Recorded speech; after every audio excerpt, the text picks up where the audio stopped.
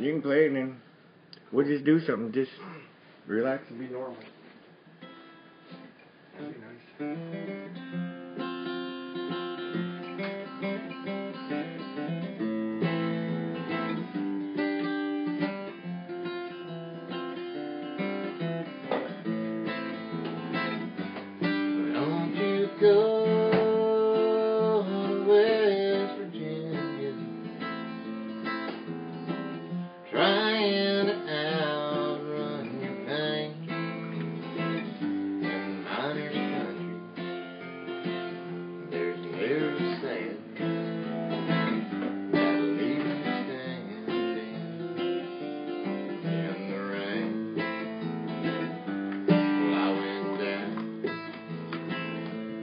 West Virginia,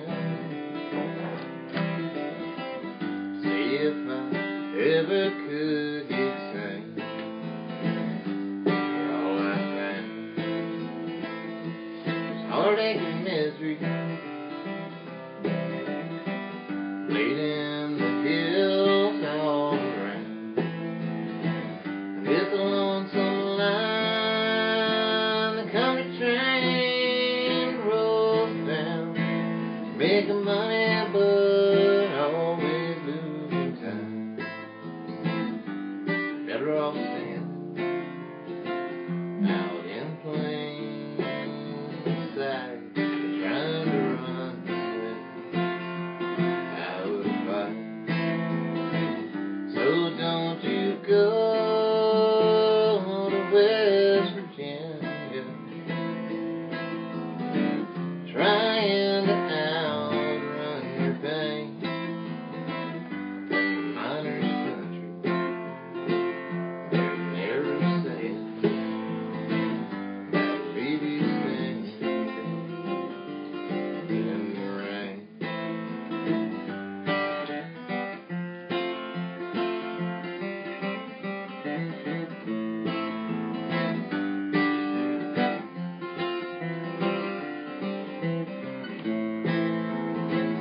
My love went down to West Virginia, see if the devil had claimed my soul. When they found her lifeless body,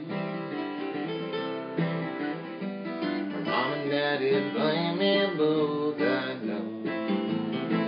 And it's a lonesome line, the country train rolls down, making money but always losing time. You're better off standing out in plain sight, trying to run out of the fight. So don't you go to West Virginia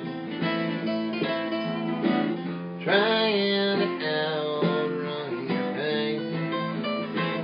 In miner's country, there's an arrow saying that'll leave you standing in the rain.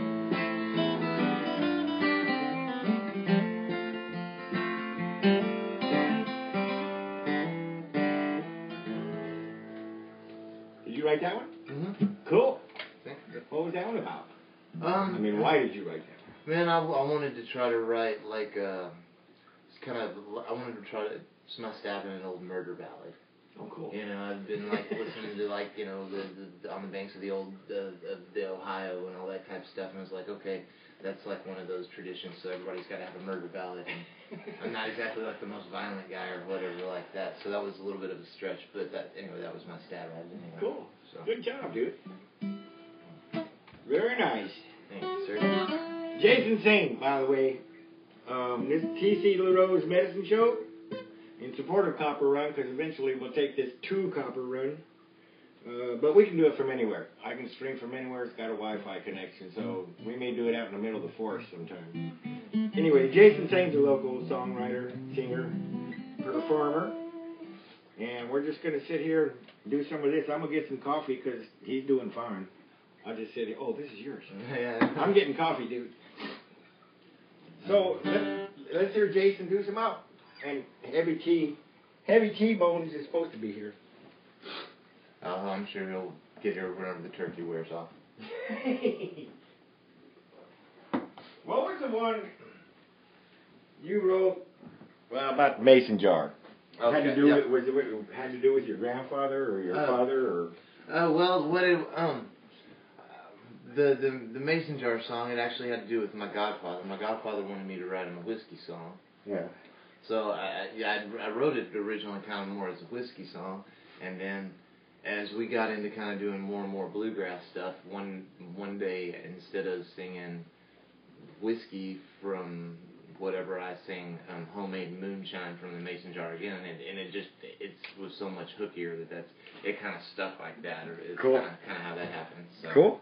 Isn't that great? Yeah. I love the way music works like that in songs. Well, what's funny is then after I wrote that song, then I actually played it for my old man, and then I found out actually a story about my great-grandpa that I would have never known or whatever like that. Anyhow, he was, I guess my great-grandfather had a still down in the cellar or whatnot, you know, and during Prohibition, you know, I was like, my family, are you kidding me? And I was like, really? This is the kind of stories they don't tell you when you're 10 years old, you know? Yeah. And so anyway, I guess, one day my grandpa was down there, you know, had still going, and it was right at the crucial point where it was, you know, right at the boiling point where, you know, you really had to pay attention to what you were doing because, it was just the key moment, and if you did it wrong, you could blow the whole thing up or whatnot. And so about this time, then my grandma comes running down the stairs and says, revenue's coming or whatnot. And, you know, it was my grandpa. He was like the local, you know, musician, cut up guy or storyteller or whatever. Yeah, he was that guy, you know. And anyway, but the revenuers coming out just to visit with him, you know, just to visit with him or whatnot, and said they're sitting there on top of the cellar, you know, just visiting away, you know, for a good 30, 45 minutes the whole time, you know. Grandpa's sitting there saying, we're fixing to go up, you know, just sky high, blow up, just right below us any second now, you know. Finally, the revenue's like, well, I reckon I better move on down the road, you know. He moves on down the road. Second he makes that corner, man, he's throwing that cellar up, running down the stairs or whatnot, and I guess the fire went out. Oh, cool. So, you know, it was like all worked out good, but it just, one of the things is like, yeah, angels watching out for us. Absolutely. I'm going to save your pot. Right. Cool. It's one of them stories that, you know, they don't tell you when you're 10 years old, I guess, you know. Yeah. Kind of fun. Yeah, I know some of mine I didn't get told. I didn't want to hear when I finally did get told. Right. Probably so. Like, huh? Are you kidding me? Well, play that song. Cool, yep. If I could tell you just how sorry I have been for the things I've done wrong, well, I would still be apologizing when good Lord called me home. But you know darn well I've never cheated you. I'm gonna dead and none gonna caught up with you. Stop me drinking homemade moonshine from the mason jar again. Crying all night 'cause my baby done it again. And this time won't tell her, and I know the liquor can. I'm drinking homemade moonshine from the mason jar again.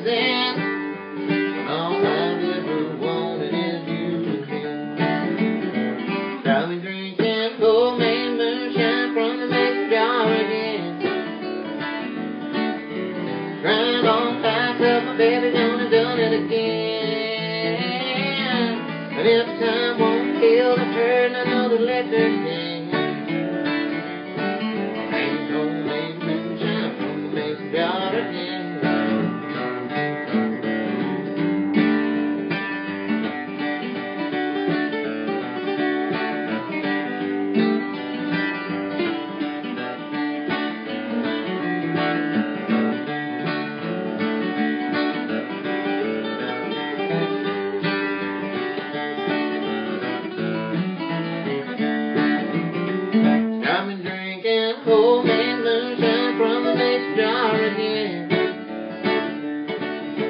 Crying all night till baby done it again. But this time won't tell her not no corn liquor can.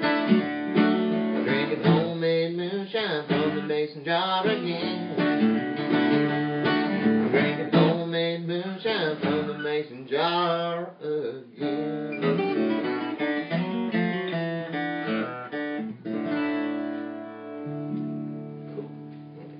And that was your grandfather? Yeah, that was my great-grandfather. Oh, your great-grandfather? Yeah, it was my great-grandfather. Cool. Texas? Yeah, in the panhandle of Texas. That's probably, again, I guess. I think my mom was born in Temple. In Temple? If she wasn't born there, she lived there a long time because she used to tell stories about her dad. My grandfather worked in the cotton fields. Mm-hmm. And he used to drag her picking cotton. They had 6 foot of those toe sacks that they'd fill full of cotton. Sure, right. And he used to drag her around on it. She'd sit on it while he was in the field during the day, and he used to drag her around, fill it up and everything. But the funny thing for me was, she said their house was up off the ground, a little wood frame house. And, of course, there were holes in the floor from wooden floors, just knots that had come out and stuff. And her and her brother used to take safety pins, diaper pins, and put them on a string and drop them down through the holes in the floor and fish for chickens, because the chickens had run under the house. I said, "You ever snag any?" She goes, "Oh yeah, we got some every now and then." They'd snag a chicken, and I thought, man, what a life. You know, how sweet that is. Yeah, but she was I'm not sure if she was born there, but she was from there before she moved to Arizona. Ran into my father, who was who he was. Fishing for chickens. I should have written a song about that. Man, that is for a song. That's something right there, man. Yep. Fishing for chickens. That was like Des, Carlos Ferrer, and Des Dino. You know them? Liberty and Justice. I'm like vaguely familiar with them, but they came down to Main Street Deli last week when I was down there and sat in and played some songs. But they just had a baby, and she said that was her raindrop. And when they got ready to leave, I said, "Well, make sure you kiss the raindrop good night." And I went, "That's a good song title. Good song. Kiss a raindrop good night." There you go, man. Heavy T-Bone. What up, Heavy T-Bone Gates? Are you? Here's one I wrote. No, I don't want to hear that, dude. Huh? Want a Bud Light? Shot of whiskey? My brother. A hooker? And a donut? Bill. What's the donut for? Dude, there's this fucking book at Kaleidoscope, dude. It's called The Fun With Your Penis Book. And it's like one of those real hard cardboard books like you got when you were a kid. Yeah, golden book. It's got a hole in it, and the pictures are like a worm on a hook, different shit. You go through each page and put your dick through it, and then go through each page. You realize this is streaming already live, or the golden book. Hilarious. Cool. I don't know if I can do this with my phone or not, but my brother went down to Tombstone and got a job in the county courthouse. And went through all the court records and newspaper reports, all the stuff all the documentation they had about the life and times in the 1800s in Tombstone, and then wrote verses and sent them to me. I said, "Here, make songs out of these." So I wrote the music and all the chorus lines for the songs that we recorded about Tombstone. Let me do this one first. They're all true stories. I mean, they're based on whatever facts were real. His name was J.B. Berry, and they called him Prairie Jack. And he lived in the town of Galeyville in a miner's shack. Swore that he was gonna get a man named Pat O'Day Patty was an Irishman, and the Irish could not stay. Prairie Jack, carried his silver in a leather sack. Hated the Irish, and they hated him back. The law in Tombstone was mighty slack.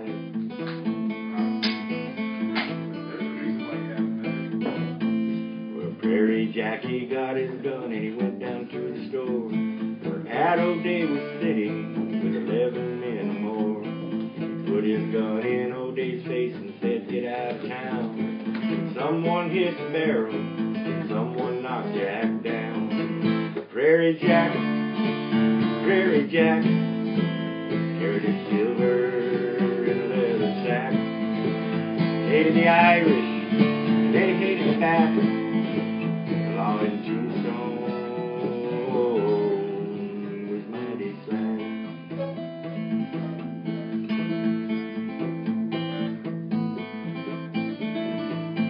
Well, no one saw what happened. They said it was a sin.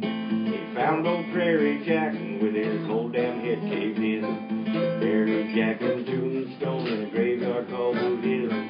Patty lived in a miner shack in Galeyville. Prairie Jack, carried his silver in a leather sack. Hated the Irish, and they hated him back. The law in Tombstone was mighty slack. Ha ha! Very cool, man. Yeah, it was pretty sweet getting all that information. And like Wyatt Earp there wasn't anything. Right. He was a drunk. He played cards all day Right. long and chased women. Guy in the right place at the right time to get famous. Well, he was friends with Fly, the guy that ran the paper. So any stories that got told came by way of Wyatt, and of course Wyatt was Sure, the hero of his own stories. But Virgil was actually the guy that took care of business, and most times he would pistol whip people. I mean, he'd just walk up to them and just beat the daylights out of them. But the OK Corral, you wrote one. We need to get this one out of the way too.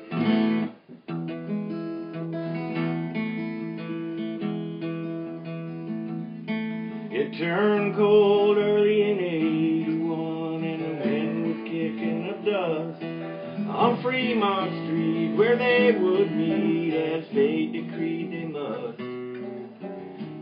Virgil was town marshal then, and Tombstone law had said, "No rowdy crowds, no guns allowed. We don't want no more dead."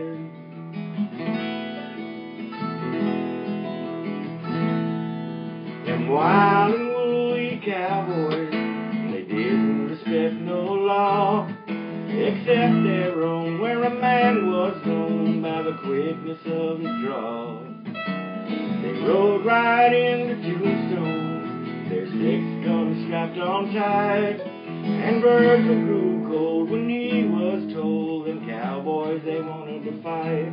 And it paid to be strong, then Virgil's shot was straight and true. Not too smart to wrong him, or your days will soon be through.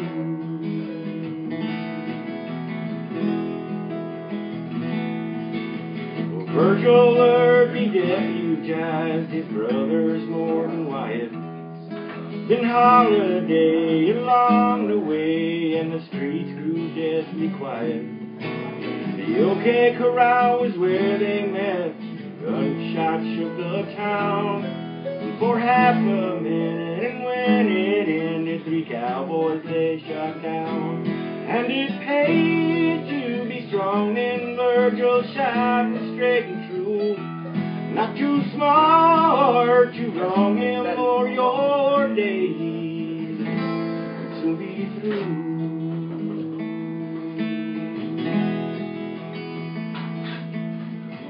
Tom and Frank McLaury, along with Billy Clanton, they all died side by side, no reprieve could be granted.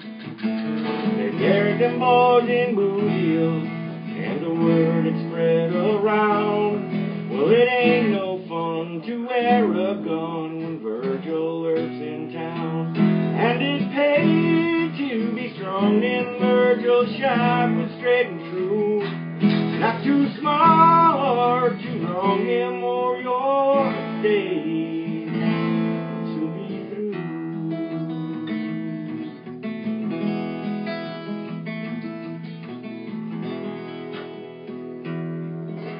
Very cool, man. And, Very cool. and Sam Clanton takes issue with, well, Oh, yeah. I shouldn't say he takes issue with it, he just says there's another version to that story.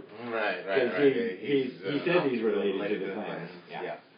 So I said, well, I don't know, man, but that came out of a print product from the day, and of course, they'll probably all lied, but, I mean, because more people got killed. It was like a whole town full of bikers with no place to go and guns. Right. You know, they just, anybody raise an eyebrow or something, they go, I don't like that. Boom, you're dead. You're done. It's crazy. Okay, man, it's your turn. What do you got going on there? Travis! Oh. Well, let's see how you do. I want to hear another one of yours. You write some good stuff, dude. Thanks, man. Yeah.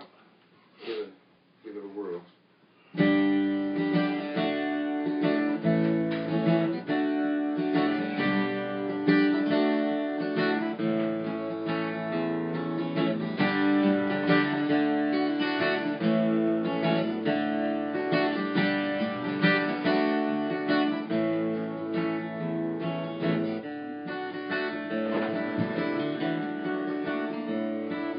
Heading back to Texas, what would I do? You can't farm for a living, but farming good. I got me some acres with no mortgage due. I could build me a cabin and trap my food. A good righteous living, but a lonely one too. I can get back to Texas, and what would I do?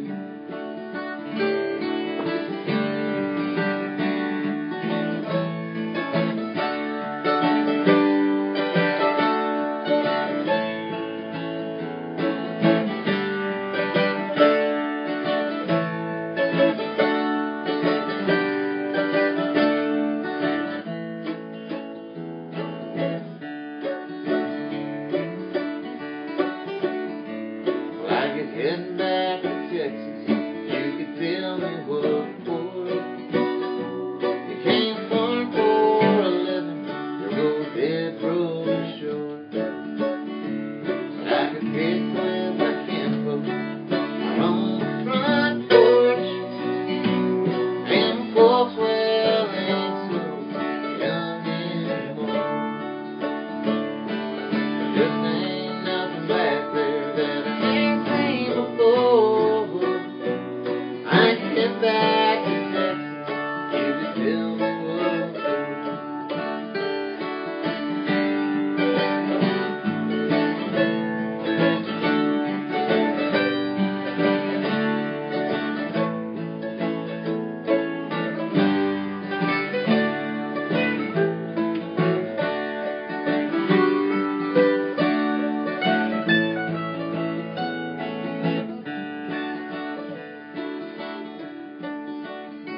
Well, I could head back to Texas, but I can't tell you why.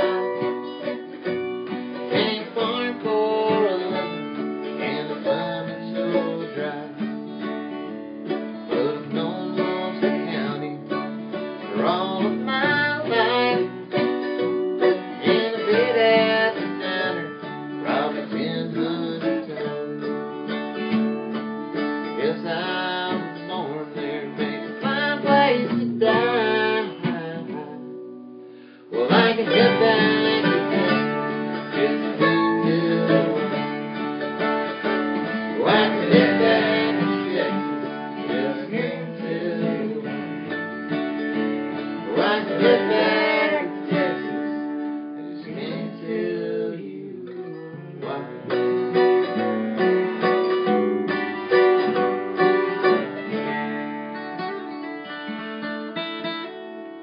Cool. Good work, Jason Saint. Thank you, sir. And good work, T-Bone.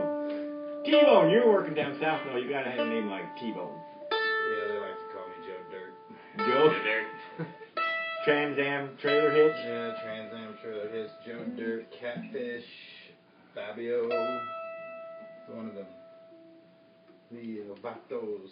Catfish Fabio. Catfish. Oh. It's so catfish. And what about milk and cookies? Do Milk you want to do milk Yeah, and I cookies? do milk and cookies. I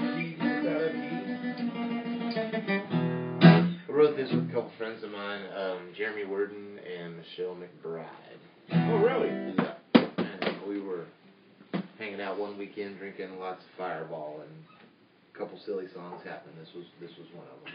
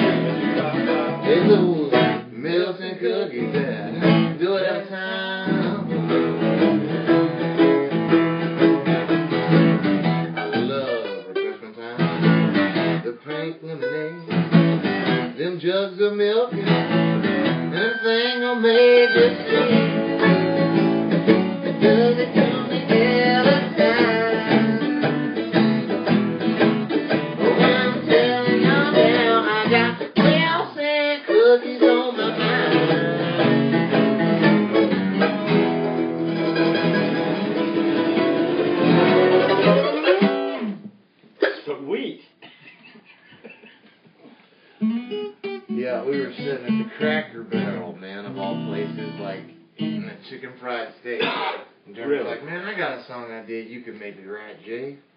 And he spit the idea of meals and cookies on me, and I about spit my chicken fried steak out and had the whole thing pretty much figured out in my head by the time we made it back to a guitar, you know? I'm like, that's hilarious. Were you drinking Fireball at Cracker Barrel? No, but before and after. In the parking lot. Yeah. No, probably not in the parking lot because we had ran out. That's why we went to Cracker Barrel on our way to the liquor store. You want to sit down there? Get more. In an old rocking chair? You're not ready for the rocking chair yet? Yeah. I'm gonna go get me some more coffee. You guys. Jason and Travis.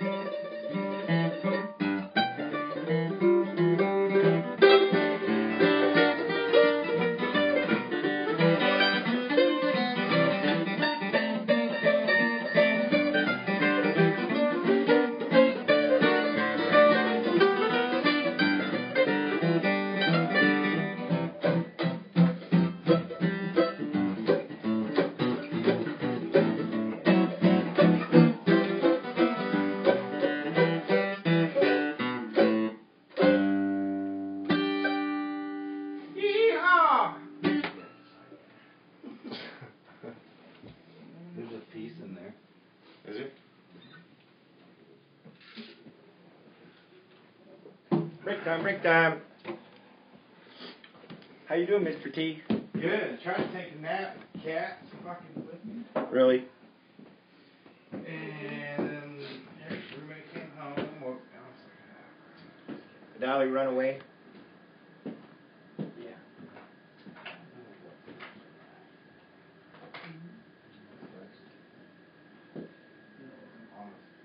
Old turquoise. Arizona. Tell them I said probably nasty because that hasn't been used for 3.5 years probably. Yikes. What's that? That plastic smoking. Oh. Too long.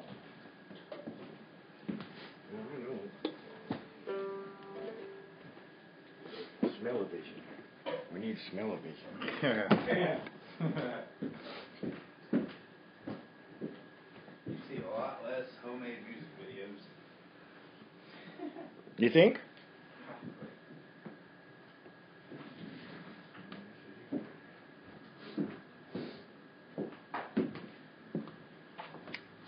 Oh, you won't have to sign in if you just go on Ustream. It said success, but I didn't go any further. What, You guys took a break. So. send the website to Erica. Can I share this?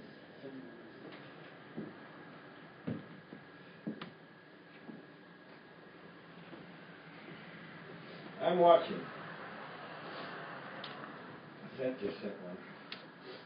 I'm watching. Man, that thing Timothy is Christian live cool. broadcast on Ustream. Come You'll join have me. to- I think this went on Facebook though in the message, so you'll have to text her. Text her.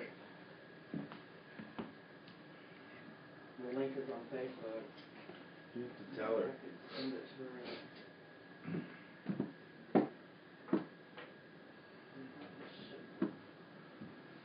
You sold the dresser, didn't you? Yes. I did. To a good home? Michael, Guy from St. Joseph. St. Joe, Missouri. Put it on Craigslist? Or was it St. Louis? Yeah, I had it on Craigslist. Sold it in an hour. Over the phone. He called me up and said, I wanted to ask me all kind of questions about it. was 4th it. of July. He came I'll down, be down in 2 days. gave me 5,000 cash. Said, here you go. The deal. Brought a friend with him. Oh, it was a hell of a deal. I'd buy it right now if I and turn around and sell it for $9. Yeah. I wanted to get rid of it. Yeah, oh yeah. I need to I want search. to get rid of my car. Nobody wants it. It just sits there. It doesn't have brakes right now. We think maybe the brake line has either come off or. Just tell her to go to Ustream and search Timothy Critchley, all one word. No capitals, just all lowercase Timothy Critchley. Well, I sent her the link. And it'll bring my channel up. You won't have to sign in or do nothing. Watching it right here, though, there's Jason.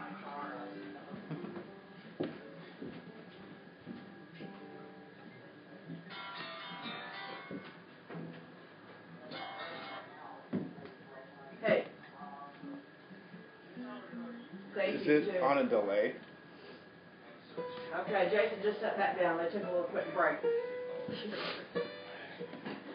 You want to talk to anybody? Hi, Seth Critchley, the photographer in Arizona. Hang on. Yeah. Oh, cool, man. Oh, it is Seth? You're talking to him? Hey, what's up, man? Who called me? Hey, Good, Seth. brother. How you doing? So he's watching you on Ustream, Jason. That's cool, man. It's kind of fun. I ain't much with this technology stuff, so it's kind of like a trip for me, man. Hey, Trevor. What's that now? Step in front of the camera and say, Oh, hey, right Seth, on. he's watching. Good, yeah. Working outside this year, man. So, had fun cooking a little bit tonight, man. How you doing? How you doing? Photography stuff is doing real well, man.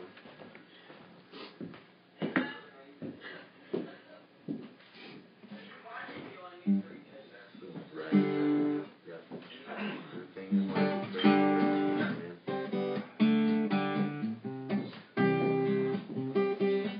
Yeah. Sometime you guys can get out. Felt a little bit of ice, man.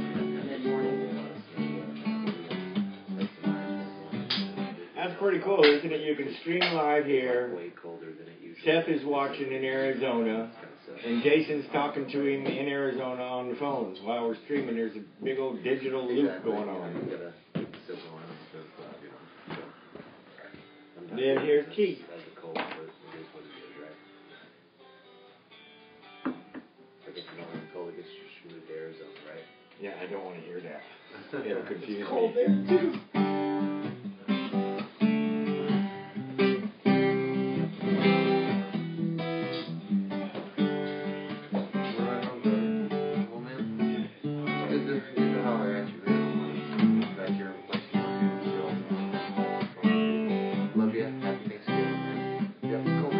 Love you, Seth. You gone? I don't know if he's still in there or not. Are you gone? Oh, you're not. You're still there. That's cool. But you guys just sitting at home. Pack up all your dishes. Make note of all good wishes. Say goodbye to landlord for me. Little bitches always bore me. Alright, well, you guys have Throw away them Millie Alright, love you. papers. Molded box of vanilla wafers. Adios to all this concrete. Gotta get me some dirt road back streets. If I can just get off of this LA freeway without getting killed or gone. Down the road in a cloud of smoke and land that I ain't marked but bought in. If you know Skinny Dennis, the only one I think I will miss. I can still hear your bass singing, sweet more like the gift you're bringing. Gotta give it all we got now. Gotta give it one more try now. I believe everything you're saying. Just to keep on playing. If I can just get off of this LA freeway without getting killed at all, I'll be down the road in a cloud of smoke and land that I ain't bought but happy.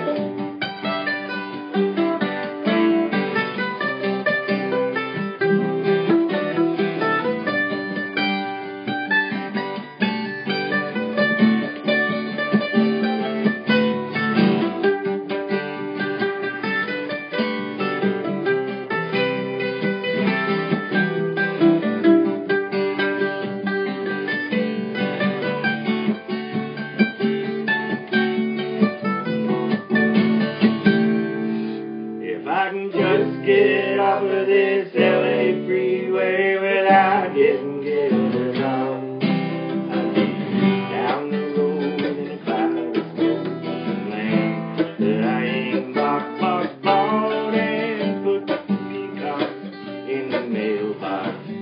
Leave the key in the front door lock. They will find it like he has done. Sure, there's something we have forgot. Oh, Susan, don't you cry, babe. Love's a gift that's surely handmade. We got something to believe in. Don't you think it's time we're leaving? If I can just get off of this LA freeway without getting killed or gone, I'll be down the road in a cloud of smoke and land that I ain't bought but bought.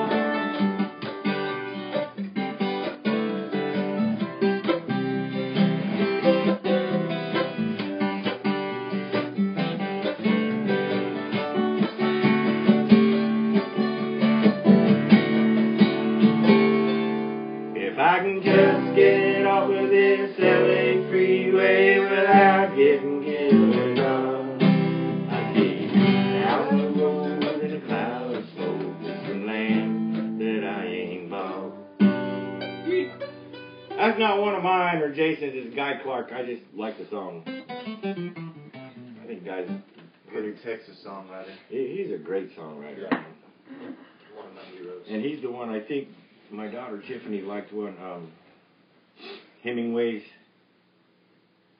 Some new guy sang it. Hemingway's Whiskey. And a new guy just in the past year or so made it really popular. But Guy Clark wrote it. Right. And did it years and years and years ago. But I'm not sure a lot of people know that. That's one thing that really cranks me off is so many people don't know who actually wrote some songs. And they go, oh man, that's a really cool song. Yeah, but they ain't the guy that wrote it. See, Seth, it's educational. That's right. We're going to put this show on PBS. We are. It's your turn. Yeehaw, man. That's a good one, dude. Hey, you like that? Magic chord. Good one, dude. D. It's one of the 3 keys he plays. Yeah, one of the 3 keys. Yeah. I guess I'm doing a little. This is my tribute to Hank Williams here. I wrote this song. It's got titles to Hank Williams songs. It's the one you just wrote? Yeah, this is the one you were doing today? Yeah, I did this one earlier this afternoon or whatever. Yeah. Cool. Your cheating heart won't go away. I've left you time and time again, but somehow you stay. I just can't seem to shake you. Ain't got all you, guess I got you. They'll say I'm just another lovesick fool.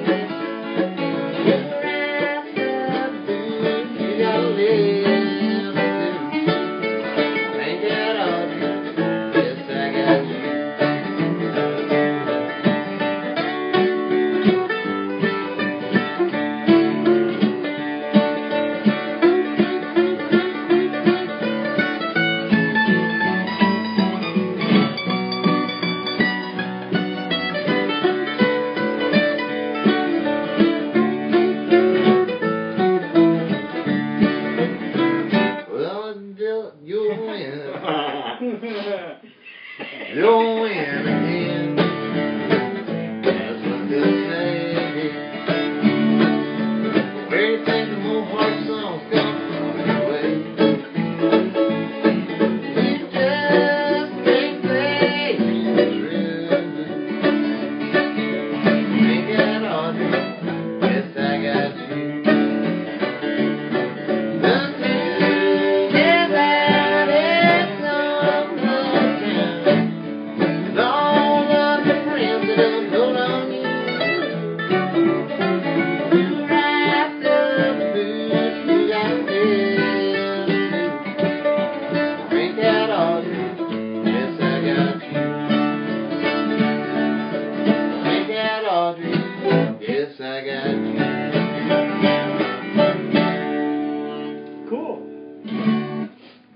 People that actually build that into their show. Yeah. There's nothing people like better than to see somebody fall down and then get back up. Right. Well, it's the getting back up part that counts. Exactly. It's fun to do a commercial. Huh? I was going to do a commercial. For Seth? It's in there. Alright. This show, Arizona Highways of our show, is brought to you, could be brought to you by Arizona Highway. It could be. That's all you get right now. This dude is on the ball. Go to Fine Arts of America to purchase Critchley.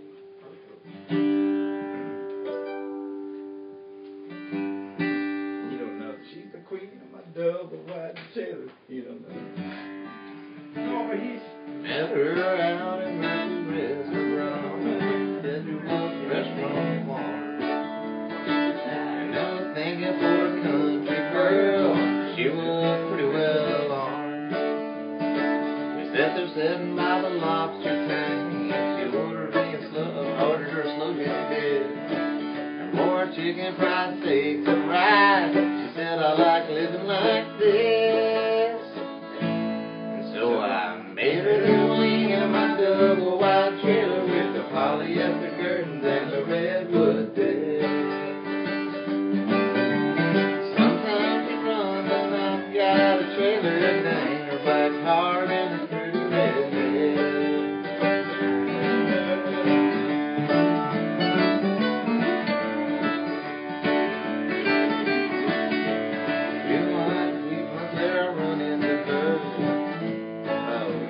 Sitting with some stranger on a park bench.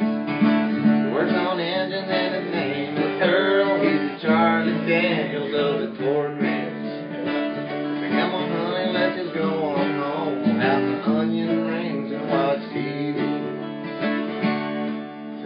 And as I walked her to the truck, Earl was crying, don't you leave me. And so I made her the queen of my double wide trailer with the polyester curtains and the redwood bed. Sometimes she runs and I've got a trailer and I hang her back hard and a pretty red head. She's the queen. Challenge accepted. I've never actually tried to play that song before. Pretty good. Never have? Nope, that was completely blind. But So, I do like Sammy Kershaw. my first knee surgery, when I was working up on Mount Branson, I tore the cartilage. And this is how long ago I wrote this song. I was laying around nursing my knee, 'cause that's what the doctor told me to do.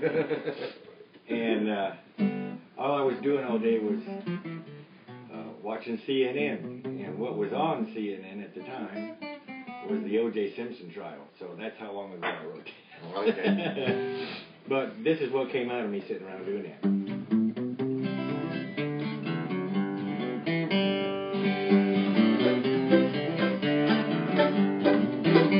Well, what am I doing sitting here watching TV when I could be doing anything more worthwhile? Dreaming, screaming, screaming about how life is so to me. Hey, I didn't have sense enough to come alive. There ain't a whole lot of living you can do from the backseat of your dream. Gotta get up front and drive. There ain't a whole lot of living you can do from the backseat of your dream. Gotta get up front, get up front, get up front and drive.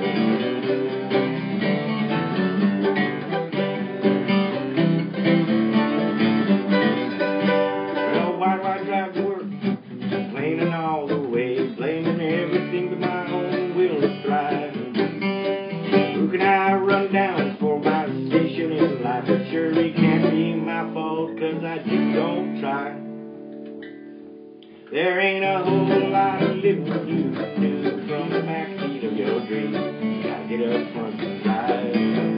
Ain't a whole lot of living you can do from the backseat of your dream. Gotta get up front, get up front, get up front and drive. Ain't a whole lot of living you can do from the backseat of your dream. Gotta get up front and drive. Ain't a whole lot of living you can do from the backseat of your dream. Get up front, get up front. You want to play lead?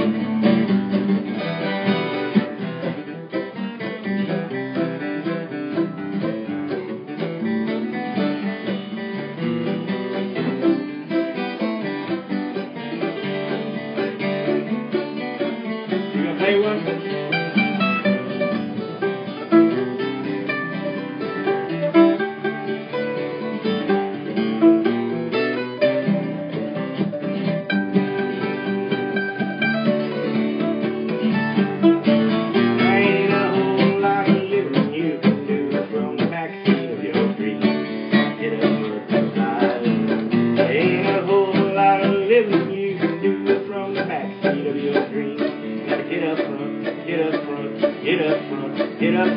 Get up front and drive.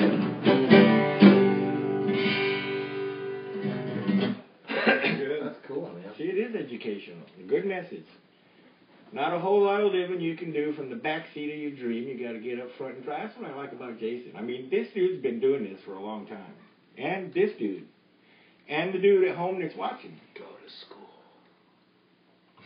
Go to school, right. We did go to school. Go to school. Don't We smoke just pot. we just went to a different kind of school.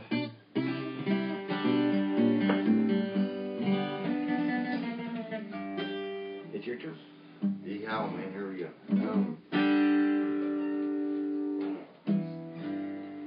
Did you write one in that new swing style stuff that you've been working on? I'm not one No. that I got completely finished Okay. yet. I've been working on one, but it ain't done yet. Okay. Enough to play for folks. Okay.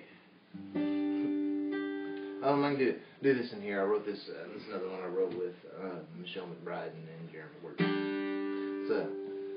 It's our ode to a very overlooked part of the hard-working class. That's small-town strippers everywhere.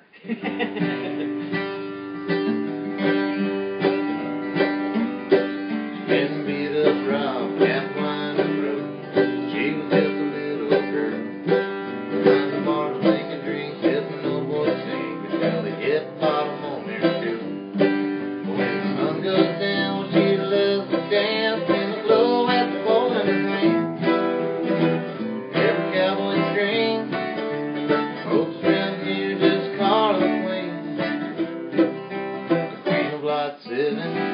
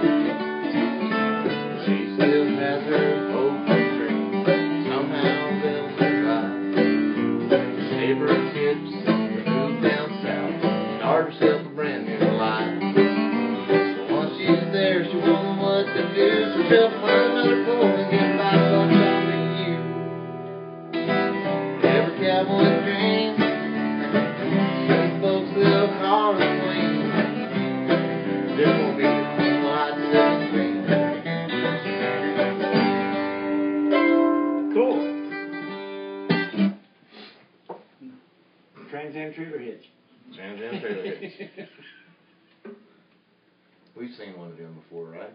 Yeah. Oh, no, it was on the Camaro. Isn't that song about Matt Pilkington's neighbor? I think it was a story about a ride we got home after a gig one night in Kansas. Better than poking you out with a sharp stick. Okay, I think Tiffany was trying to get on. Well, tell her to quit trying to do it. Tiffany, quit trying and just do it. Your daughter, Tiffany. Let's do some Bob Wills stuff. Hi, Tiffany. Give me some Bob Wills. Maggie, are you asleep? Okay. Let me think for just a second. Here we go. We played it earlier today. Are you texting messages? It is a fresh guitar. Oh, okay, I got you. What key you do that on? Hey. Yeah, it's Is it hot in here to you? I'm okay. But He's always hot. Smoking. Well, every day, along that evening, when the sunlight began to fail,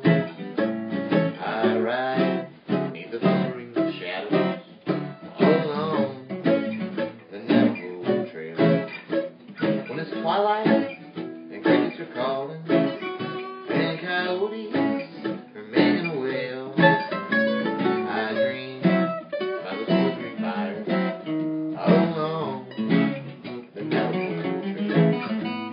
I look the line, listen to the music, while the wind strums on a sagebrush guitar. All over yonder hill, the moon is climbing. It always finds me wishing on a star. But what do you know? It's morning already, with the dawning so silver and pale. It's time, climb back in my saddle and ride the Navajo Trail. Take it, Tim.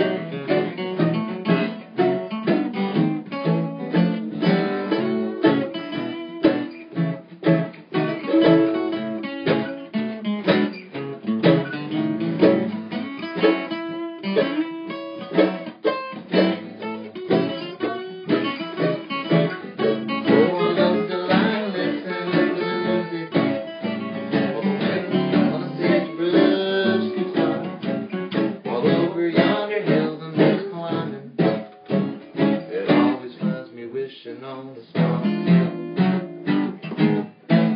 But what do you know? It's morning already, with the dawning so silver and pale.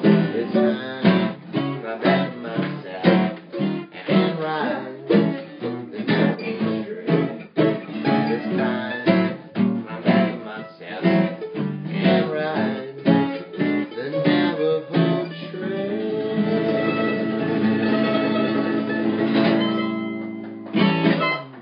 Yeehaw!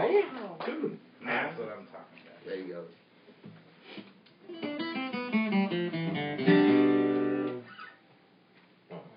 What's next? Lace your boots and you walk on down to Knock Knock Shack on the edge of town. They make you tumble to just one place. You walk this blue lights will fall in there, and you see some guys saying the house you got with boilers, fryers, Detroit and barbecue ribs, but the tree to the tree. When they serve up those fine egg meats, you'll spend the rest of your night at the house you run with. Come on, sugar, let's cut some wood while we make those tunes like they should be done. Come on, honey, let your backbone slip and walk on in to meet the hip of the hip. Come on in there and see some sights at the house you run. Go, keep.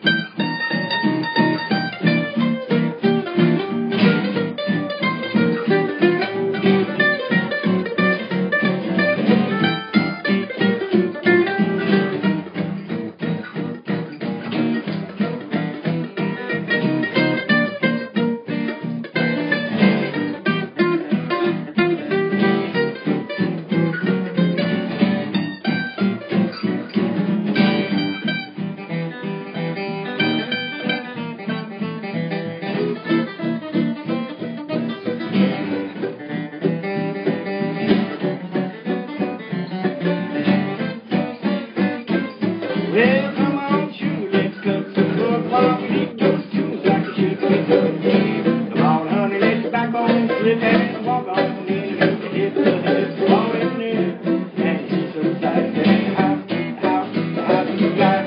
Boilers, fryers, Detroit and barbecue ribs, but the tree to the tree. Go ahead, play piano. Heart ain't beat. You're gonna spend the rest of your night.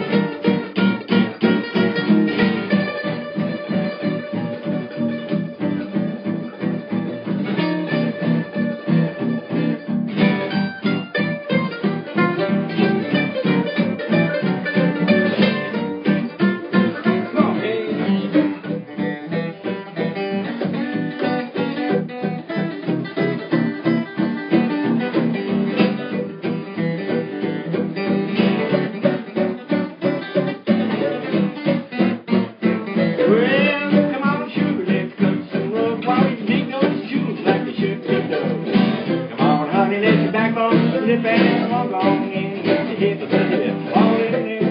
And see so tight. And then the house of life, fall in there. And see so tight. And then the house of life, fall in there.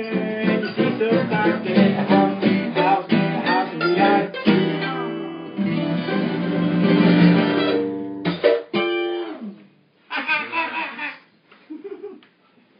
Pretty much just whip that one. Coffee, smoke break. Yeah, I like all the simple shit.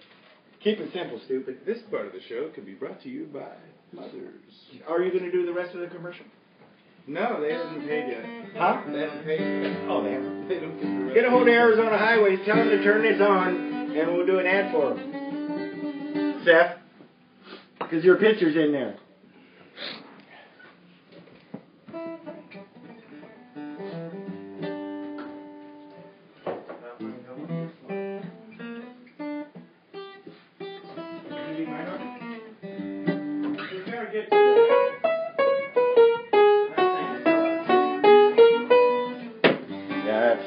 Serious to me. Actually, Spencer came over one night. You guys were out of town. A buddy of ours played keyboard. Oh, really? And he sat down and figured out how far it was out of tune and moved up and sit there and played him key all night. Just ripped that piano up. Oh, it'd be great for honky tonk stuff. You remember that night, Jason? Yeah, man. And Totally. Spencer he just went up The thing is, up like, to the keys and was like, there. All right, that's pretty damn close right there. I'll just play in this. it didn't turn enough with itself I'll to. be darned. Cool. He He was was- cool, dude. He was jamming out.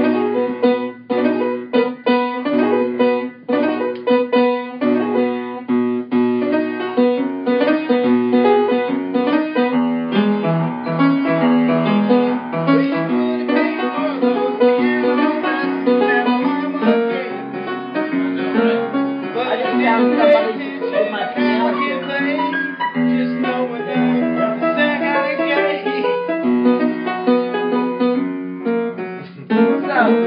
So, That's Jason. pretty much it. Yes, ma'am. I really only have 2 bears. That's it? Do you have room for this in your house? I have one, so I probably. You already have one? Yeah, I have one I have an out of tune one already at my house. It's kind of a family thing, but Well, you I can think have the 2 idea out of of 2 having ones and make Right, it. exactly. And nobody in my family wants it. Well, you know Isn't that what? terrible? It's one of those. The one that I have. I'll put it on the I have one, but it's not sentimental. And if this is like a sentimental family thing, I would be honored to If you have it. ever want a place So, for it, if you I have a could place for probably. it, I could probably find a wall for it. It wouldn't kill me to have 2 pianos if you just want it out of here. and if I ever want it back, I know where it's at. Then you know where it's at. Yeah, I might may just do that. Might need I may might just need do- some help with somebody that would pick up moving it over Oh there my or God, something yes, like that. it's heavy. Tim and I just moved it from there to Hey, there. we got 2 of them. I Yeah. just can't get it to it, so I can't get the piano. When you move this one, the legs come off. Uh-huh. They just unscrew. Right, yeah, exactly. You'd want to Yeah. make sure you don't grab it by those. It's something you could rip My off. mother bought this when I was probably this high. Really? She wanted all of us kids to learn how to play. Sure. And the only one that really learned, well, I learned a little bit, but I can't play very well. But So she can your learned- parents get on the was my internet brother Larry can pretty much play anything. my parents? so they can see you?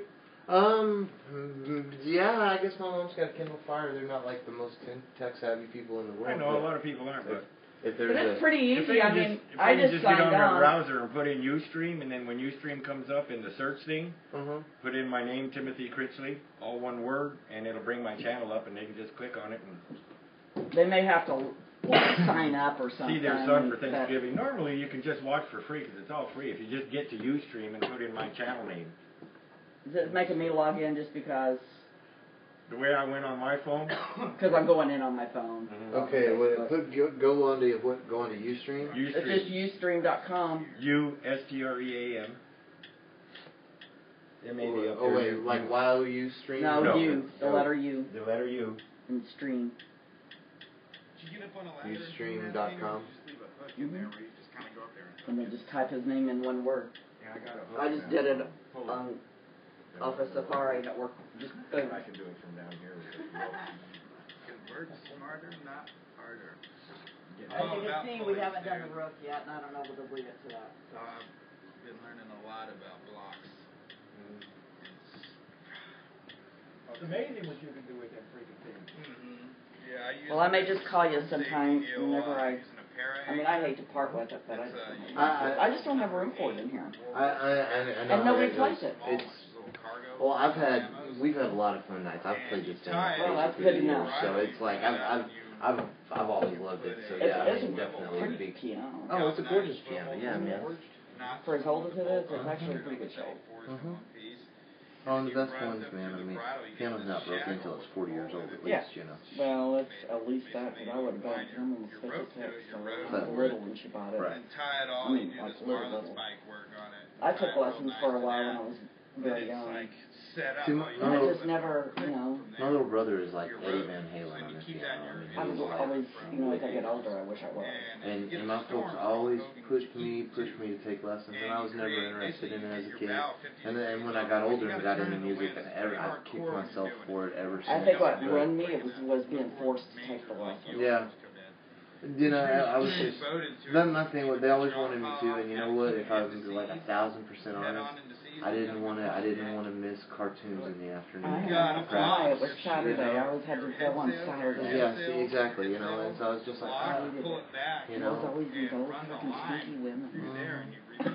Oh, God, they scared me. Ours was this like strange old creepy dude in town, but he taught my little brother from time to time. He was about 5, so.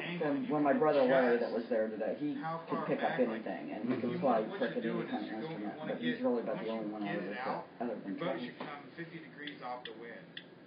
I just never stuck with it. I played the flute for years and Right. not good enough though. Pulls the stern down. Well, it was first chair, but not good enough. So it rises up better. But it also creates the keel. I was a band for a couple of years. I loved it. Like I that, absolutely loved it. And when the the thing waves is, break the right thing there, I probably would it have stuck with it diffuses. in our breaker school, either before we'd it take hits your band, boat. we'd take theater, and These that people was have what been I in, really like, wanted to. That's really what I wanted to do then, and that's actually what I majored in college when I first went. Band. Couple, and they sailed around the world in 20 they're heavy, they're made. You know, no, I mean, I know he can play. I know he can play a sax because I've but gnarly weather there. And they got in where these guys, what happens when you coach you, it stops the boat. You got into a Keep your special sails group. up. right. But normally, sails are set like That he this. did, and I would What you do do is you concerts, tack, and I would just. and you let your jib come around, and you leave your mainsail where it is, even sheet it all the way in. And when the jib, the head sail then blocks the lifting force of the wind off your mainsail, it stops you. Oh man, yeah. Great way to end a holiday. Right, It's like what Yeah. you can do it with an engine too, with a motor. Yeah, it's just and then you turn your wheel into the wind, and you're right at the point of just about to tack. They're already Doesn't up. have No, enough they power. open it an hour. Pull your boat. Are they open tonight? Yeah, they're probably getting there right now. Well, running is what a lot of people do, but it keeps you in the storm longer, and you lose all those miles that you just sailed. These guys ran into I a did boat, it one a year. motor boat, and they're like, Right. we're gaining the 200. We were almost Oh, right. at 81, and we were gaining the 200 miles we lost last night running. And they're like, they did their sextant stuff, and I mean, these guys are it's not worth saving at all. 500-600 miles out in the open ocean. We were just both well broke Helicopters coming to get you. that year. And so he figures out where he's at. They lost 20 miles. Oh, right. Yeah, we played the hell out of that thing. Yeah. Oh, yeah. But And it was real, I mean, it was just. the more boats that run or lie Oh, on, heck yeah, dude. That's That just- was late. It was you late. take down everything. If you're out in the middle of the ocean and you batten down hatches and go down below and So stop the boat, roll right out. Well, that's good. Fuck that. I don't think so. I think I could. I'd have to do something. I think well, in hoving too, that's the deal. Is when you hove too, man. This lady talks. She tells some stories in this book this couple wrote on how to ride out storms. Yeah, she took her a long time to get on the trial. I'd never been in a sailboat before till I met my husband. Still. He They slowly just can't. got me to want to cross an ocean. Like when my dad. You know, slowly did it. We did a couple big long voyages for deliveries and weren't too bad. And then where they were sailing, and then he talked me into doing this circumnavigation That's the way it in the is. west. Exactly. And it's crazy. She She was just like, wants to show her crazy respect. stories. So, But she's like, every time we hove to, she was, everything calms he was down. grandpa to her for 8 years, so. Right, exactly. But she did come, but that's. They've been in, just ride it out. They've been in rode out hurricanes that way. Really? And typhoons. Yeah. It's something you'd have to get out and practice too. I'd have to do Well, something. it says when everybody else in their boats are coming in for the day because the storm's coming, go out and practice. Yeah. Because there will be no other boats around. Yep. Go out and practice.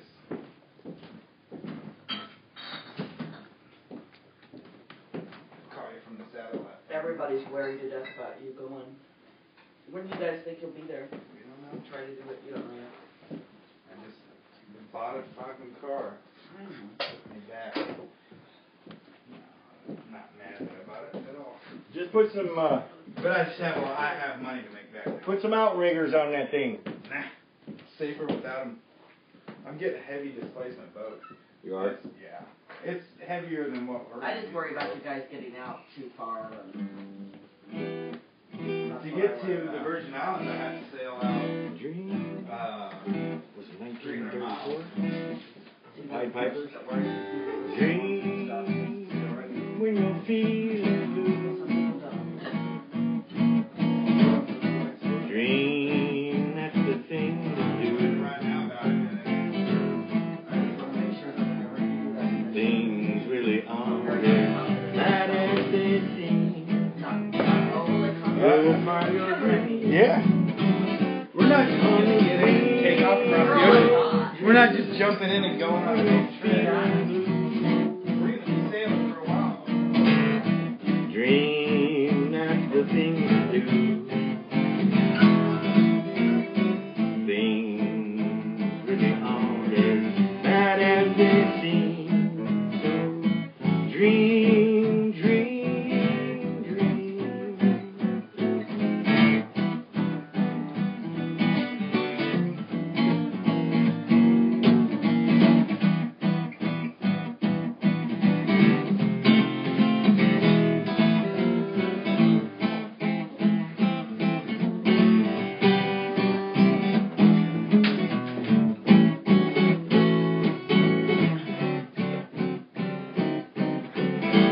Dream when you're feeling blue. Dream, that's the thing to do. Things never are as bad as they seem. So dream, dream, dream. I missed one verse.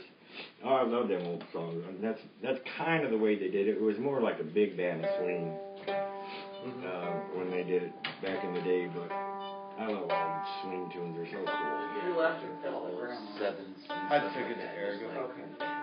Yeah, and the rhythm, you know, it makes people That feel was kind happy. of fun today. Absolutely. Whether it's fast or Oh, I slow did. or whatever, it's just that Just that my constant, aunts and- like straight eight rhythm just My makes Uncle people Vaughn was supposed to be there, but they ended up not. You could sing one of your death songs, murder songs, with that kind of rhythm, and people would go, oh, yeah, okay. Yeah, exactly. Murder's cool. Mm-hmm. See, we'll just write a cool song about it. Makes you feel good. Good. Good. My name, my name it is Sam Hall, it is Sam Hall. Well, my name it is Sam Hall, it is Sam Hall. Well, my name it is Sam Hall, and I hate you one and all. Damn your eyes, damn your eyes. Well, I killed a man, they say, so they say. Well, I killed a man, they say, so they say. Well, I shot him in the head just to fill his mind with lead. Damn your eyes, damn your eyes. Well, the preacher, he came around, he came around. Yeah, the preacher, he came around, he came around. And the preacher, he came around, he said, Sam, put you down. Damn your eyes, damn your eyes.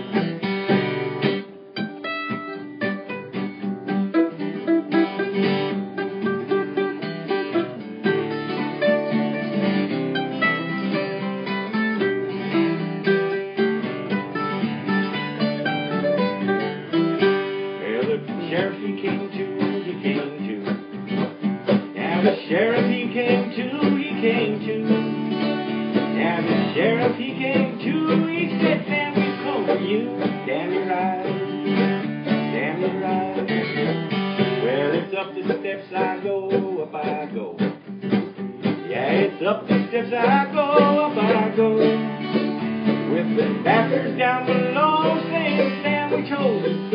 damn your eyes, damn your eyes. I saw Molly in the crowd, in the crowd.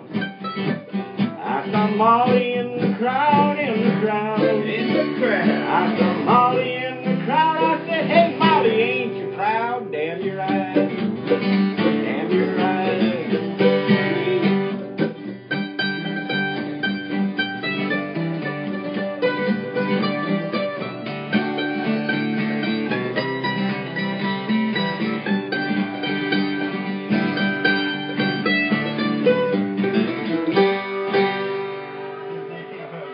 That's an Irish one. Damn your eyes.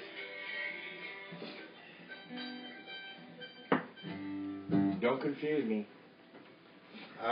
That delay. What? Yeah, that delay's weird. What do you got? You got something? No. Oh, no? Nah. I'm good. Oh, let's do it. I can probably get away with that one.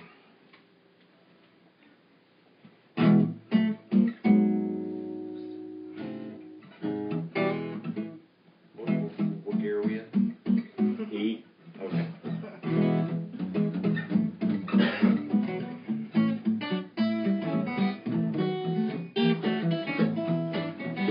It's 9 pound hammer. It's lit too heavy. For my side. Yeah, for my side. I'm going up the mountain. Gonna see my baby. I ain't coming back. No, I ain't coming back. Roll on, buddy. Roll on, buddy. Don't you roll too slow. Roll too slow. How can I roll when the wind won't go? Roll on, buddy. Roll on, buddy. Haul a load of coal. Roll the coal. How can I roll when the breeze won't go? Go ahead, Jack.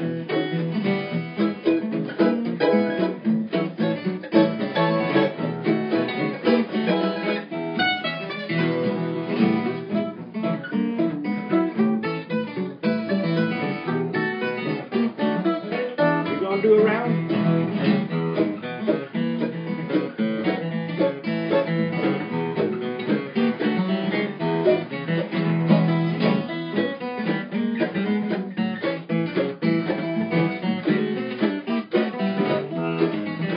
It's a long way to Branson. It's a long way to Copper Run. Just to get a little groove. Just to get a little groove. Roll on, buddy. Roll on, buddy. Don't you roll too slow. Roll too slow. How can I roll? The wheels won't go. Roll on, buddy. Roll on, buddy. Roll out a load of coal. How can I roll? The wheels won't go. Now when I die, make my tombstone out of number 9 coal. Out of number 9 coal. Let's roll on, buddy. Roll on, buddy. Roll too slow. Roll too slow. How can I roll? The wheels won't go. Let's roll on, buddy. Roll on, buddy. Haul a load of coal. Roll a load of coal. How can I roll? The wheels won't go. Do another lead.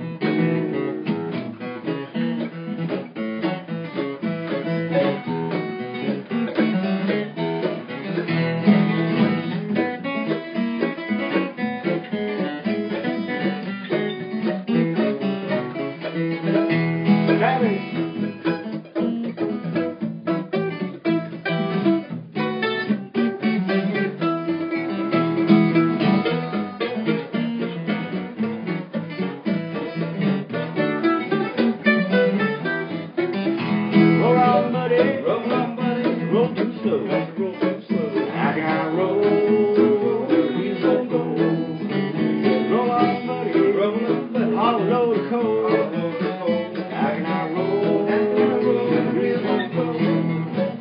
How can I roll? The wheels won't go. Yeah, how can I roll? The wheels won't go.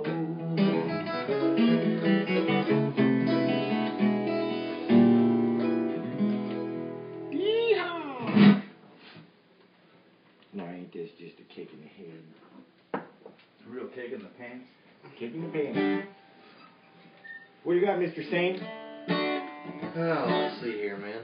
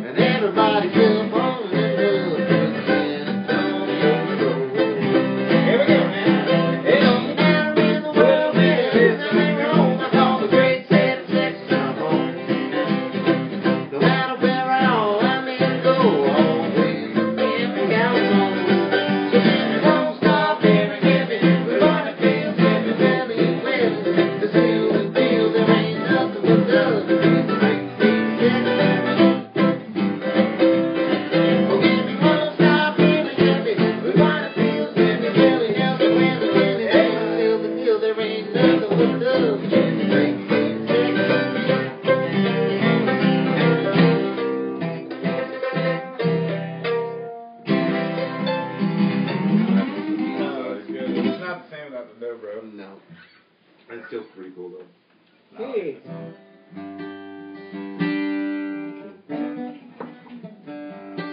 Could rip out some. Oh yeah.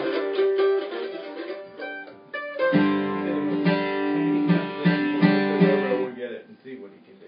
There you go, there you go. Well, I don't have my cable for my dobro or my slide.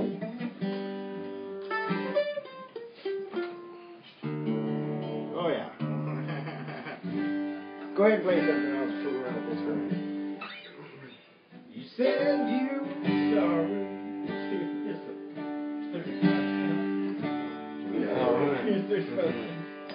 Here's a cell phone. Here's a cell phone. Yeah. It's fine. I'm just kidding.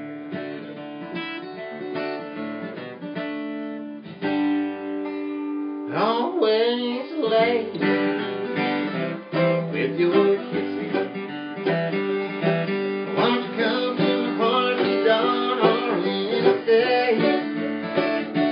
Always late with your kissing. Why, oh, why must you wanna treat me this way? How long do you think that I can wait? When I know you're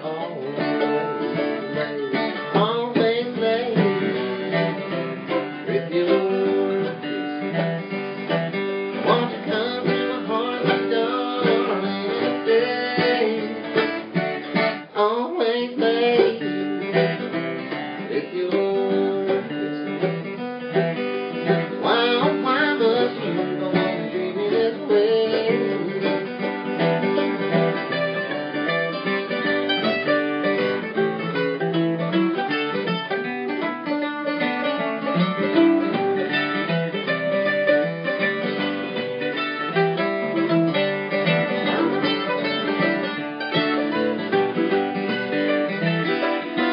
How long do you think that I can wait when I know you're always late with your kisses? Why, oh, why must you wanna treat me this way? Why, oh, why must you wanna treat me this way?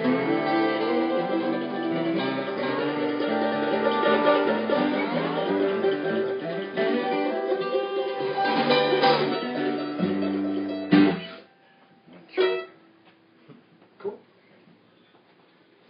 Old Lefty Brazil.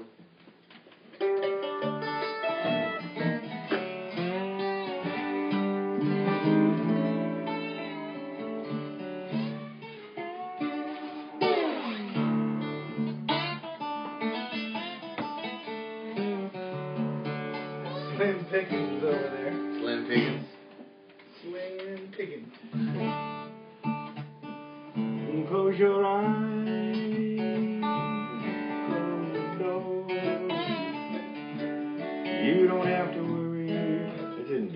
Okay. So that's going to go from D to E to F sharp, G flat, then G,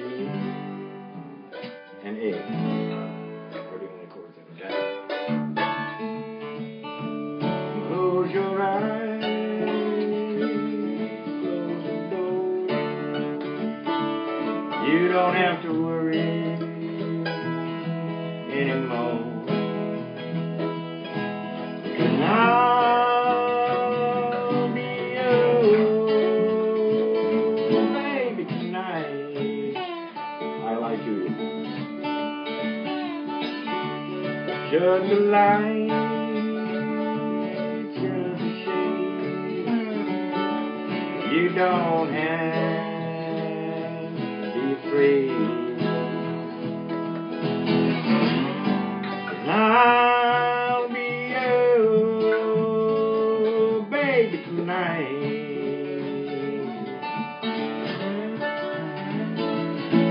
That mockingbird is gonna sail away. We're gonna forget it. That big flat moon's gonna shine like a soul. We're gonna let it, and you won't regret it. Take your shoes off. Do not fear. Bring that bottle over here. And I'll be your baby tonight.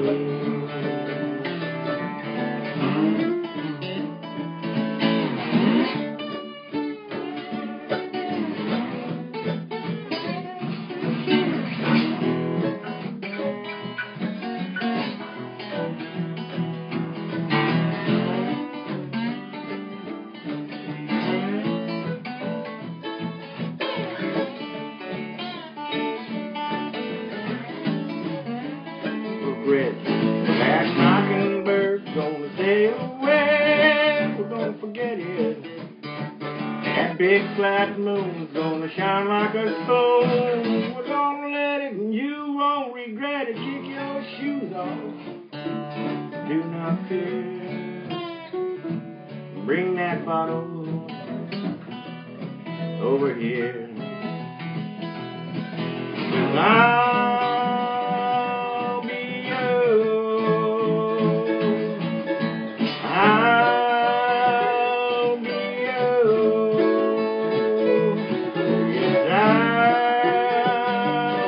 your baby tonight.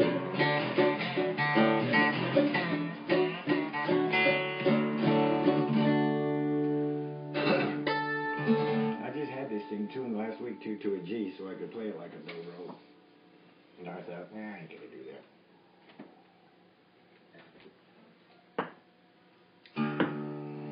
8 or 12 bars.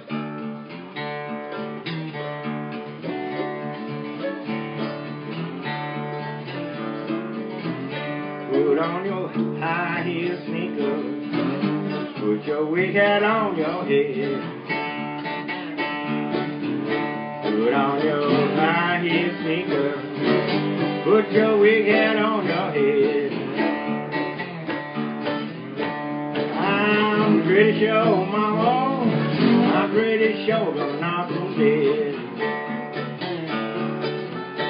Put on your red dress, baby, 'cause we going out tonight. Put on your red dress, baby, 'cause we going out tonight. Better bring your shotgun, honey, in case some fool might want to fight.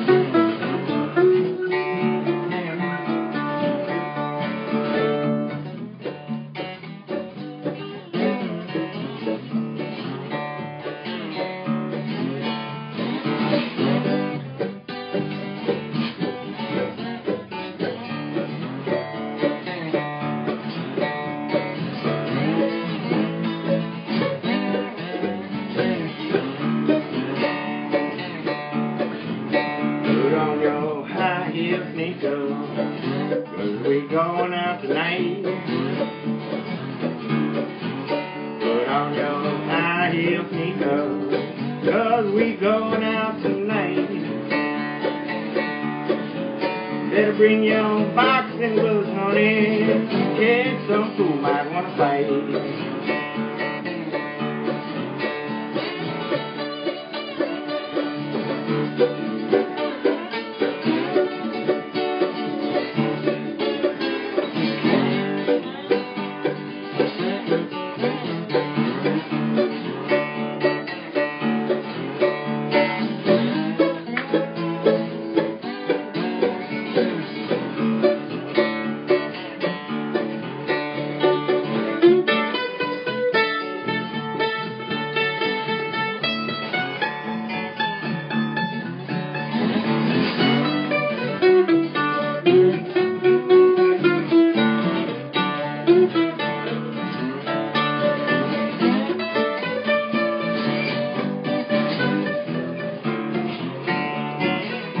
You gonna take a trip?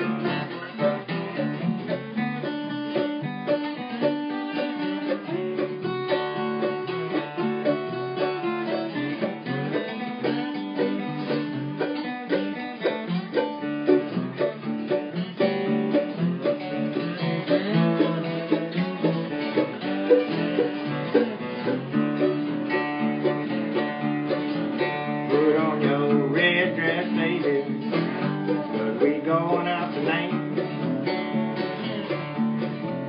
Put on your red dress, baby, 'cause we going out tonight. Better bring your shotgun, honey, in case some fool might want to fight.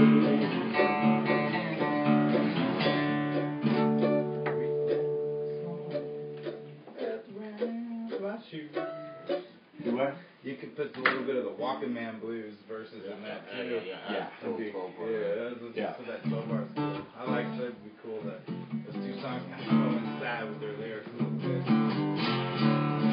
Like it. Style.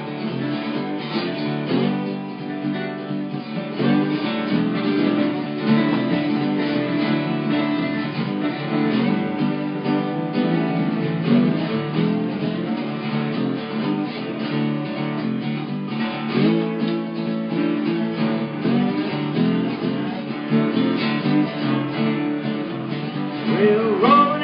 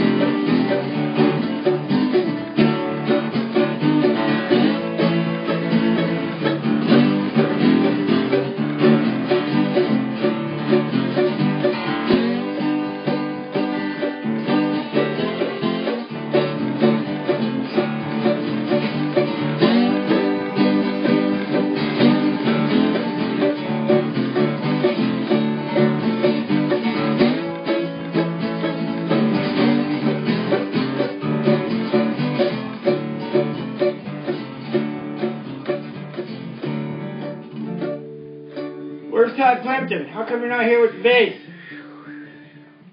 That'd be funky. He's having after Thanksgiving cheers. Yeah, I saw that. He thought about coming over. You got any? But he's got his daughter with him, so. Who?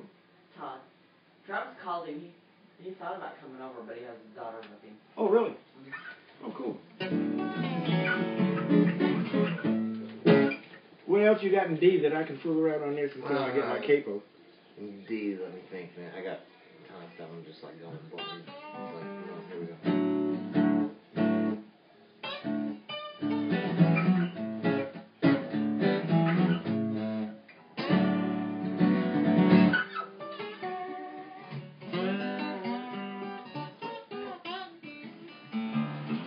You better come to my kitchen, 'cause it's gonna be raining out there. You better come to my kitchen, because it's gonna be raining out there. You could do this all night. The woman I love. You could do this all night. Oh yeah, absolutely. And that's really why I wanted to go play again. I always come away feeling better when I get it all out. It's a good drug.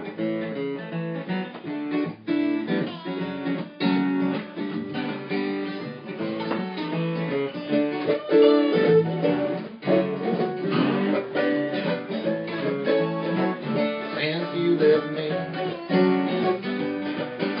well, I am finally free of all my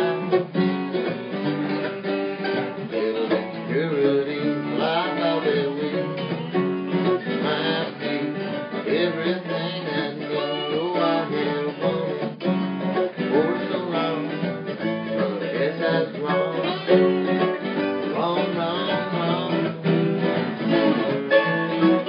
If you could see the new me, think that you still be in love with me. 'Cause now I finally love myself. If you could see the new me, think that you might find love to come creeping back inside your mind. It's part of the time, part of the wild.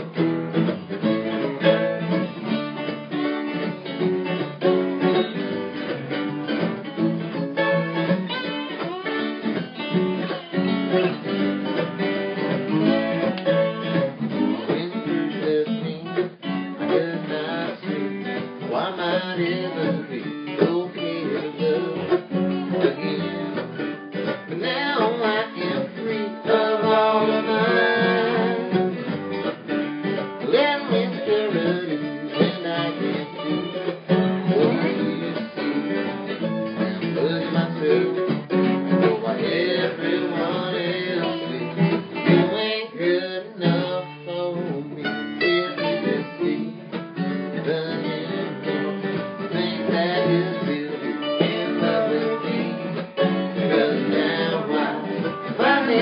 myself, if you could see the new me, think that you might find love to come creeping back inside your mind. It's part of the time, part of the wild, it's part of the wild. And now, well, I don't even hear the sound of your nagging old voice bringing me down.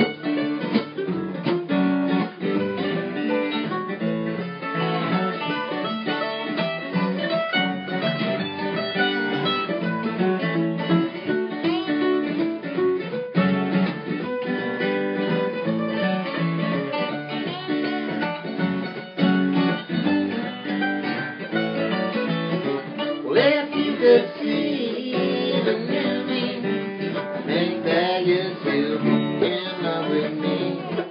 'Cause now I finally love myself. Well, if you could see the new me, think that you might the love that you come creeping back inside your mind. It's part of the time, it's part of the wild.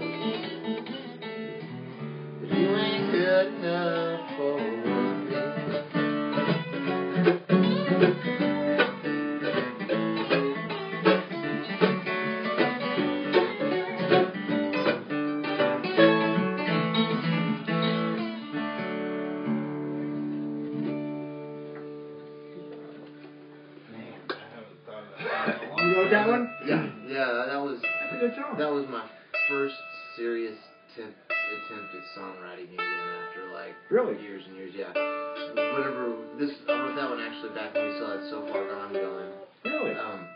There's a fellow in town named Rindy Lovelady or Lovelace or something like that managed a band called Jars of Clay that had a little bit of success at that time. And you know, he knew that we were kind of like the hot popular band in clubs or whatever. And the big hit on the radio at that point was Mambo Number 5. And you know, what we did wasn't radio friendly at all. But he said, "Write me a Mambo Number 5, boys. I'll make you stars." Yeah. You know, and I was like, well, I don't know if I can write a Mambo Number 5 or not. But that was like my first attempt at songwriting, and that was kind of my take it right. And then Mambo Number 5, So Far Gone, obviously never did that song. Yeah. That, you know, that's kind of where I was like, okay, well maybe I can write a song still. It's a nice little song, man. Thanks, man. Yeah. Very educational. Sounds like a lot of Jim Croce in there. Yeah, man. Not that you were ever influenced by him, but it had that kind of feel, that like kind of free.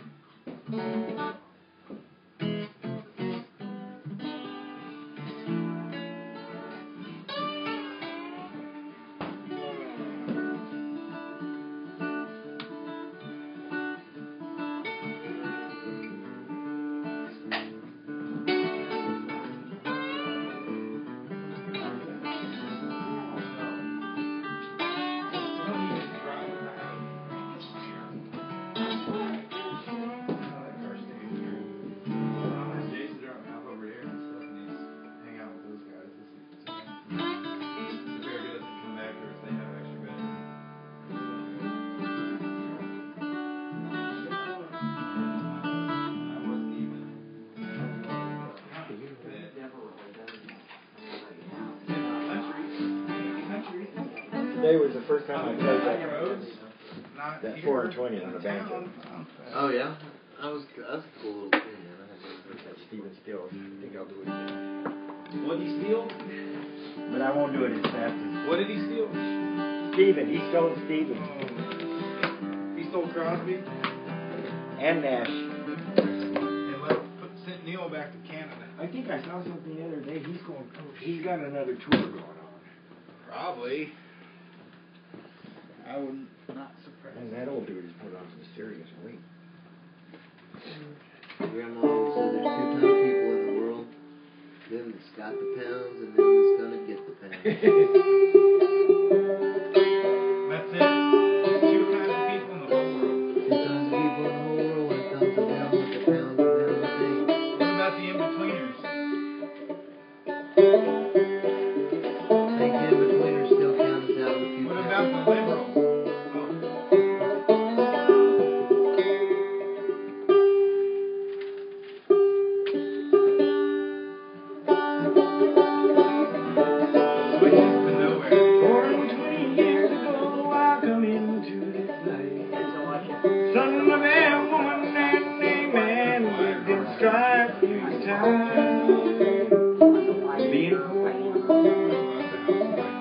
Wasn't into selling door to door, and he worked like a devil to be more.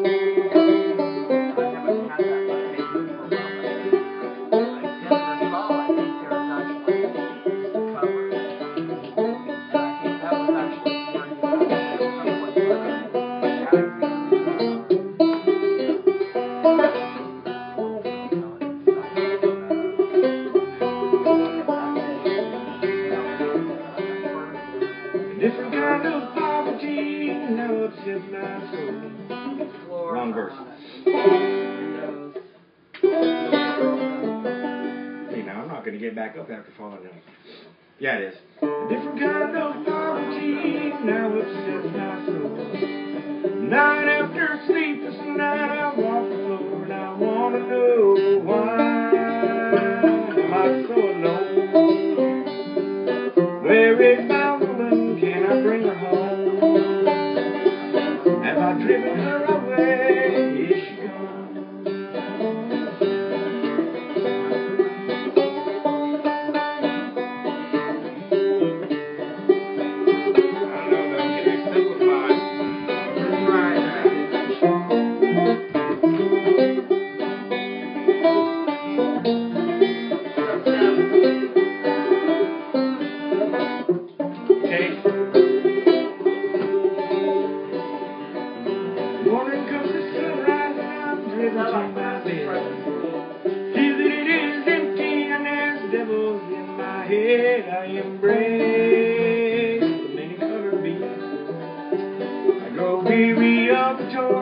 can there be no peace?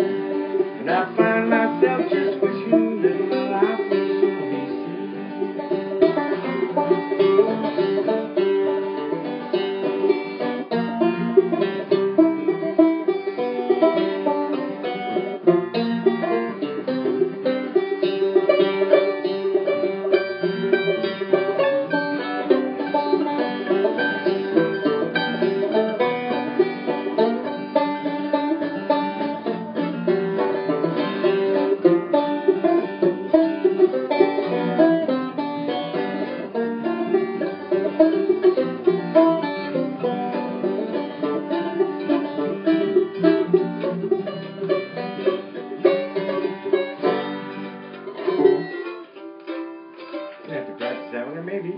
may feel better a lot faster too.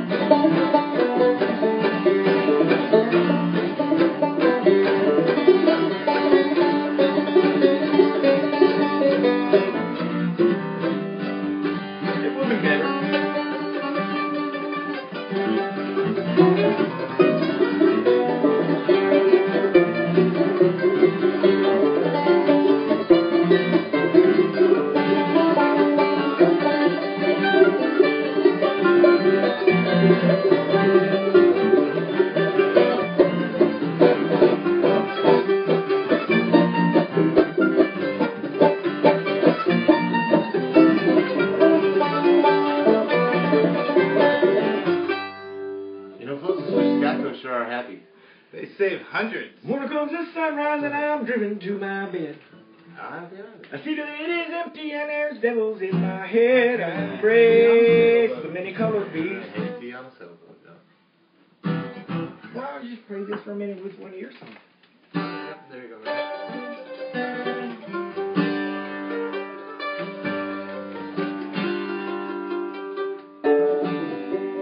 Lord, I'm done with this town.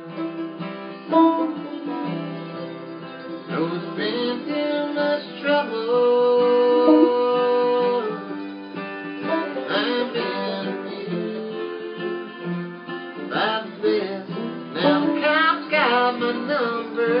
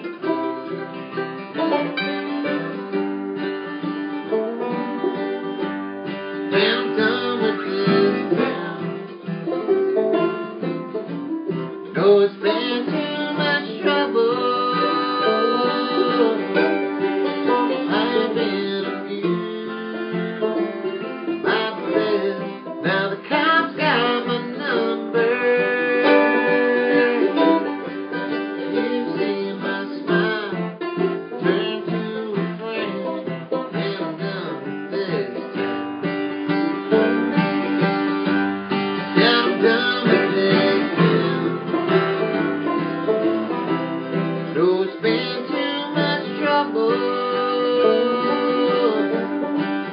I'm in you. I've been, now the cops got my number. You've seen my smile turn to a friend when I'm done with this time.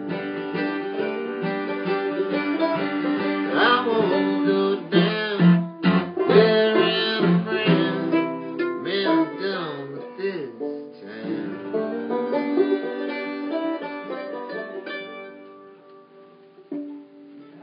Did you write that one too? Yep. Cool. Good work, dude.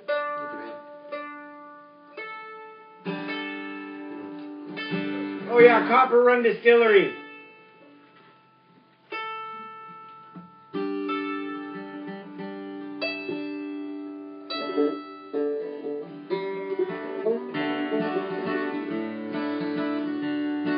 Been a long time forgotten down in old Mexico.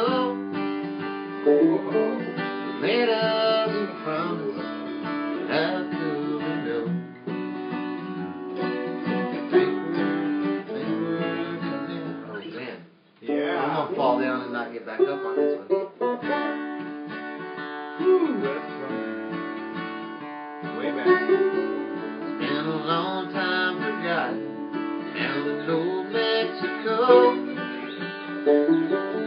Made us a promise, how could we know? Think we're condemned for the lies that we told. We were just some dumb kids down in old Mexico. So we found us a preacher in a pretty white dress, Yeah, made for the border and an old cutlass. Oh, yeah. Fake can play home. Not too bad. Never knew we built in the deck stack again. Good. And we'll make it. And that you Fair to partly cloudy. been a long time forgotten down in old Mexico. We made us a promise, then how could we know? Drive over to my parents. You think we're condemned for the lies that we told? We were just some dumb kids Well, you can just ride with in me. old Mexico. I'm not driving. I got places to go. My parents now and Jason Series out drinking, and then some friends of mine here. Brady School where Jason lives in that neighborhood. Some pretty cool cheesy cats, and then next week pass out some Jason Been a long time forgotten, but I remember still. Oh yeah, dude. Mexican princess in a rolled old mobile, drifted apart.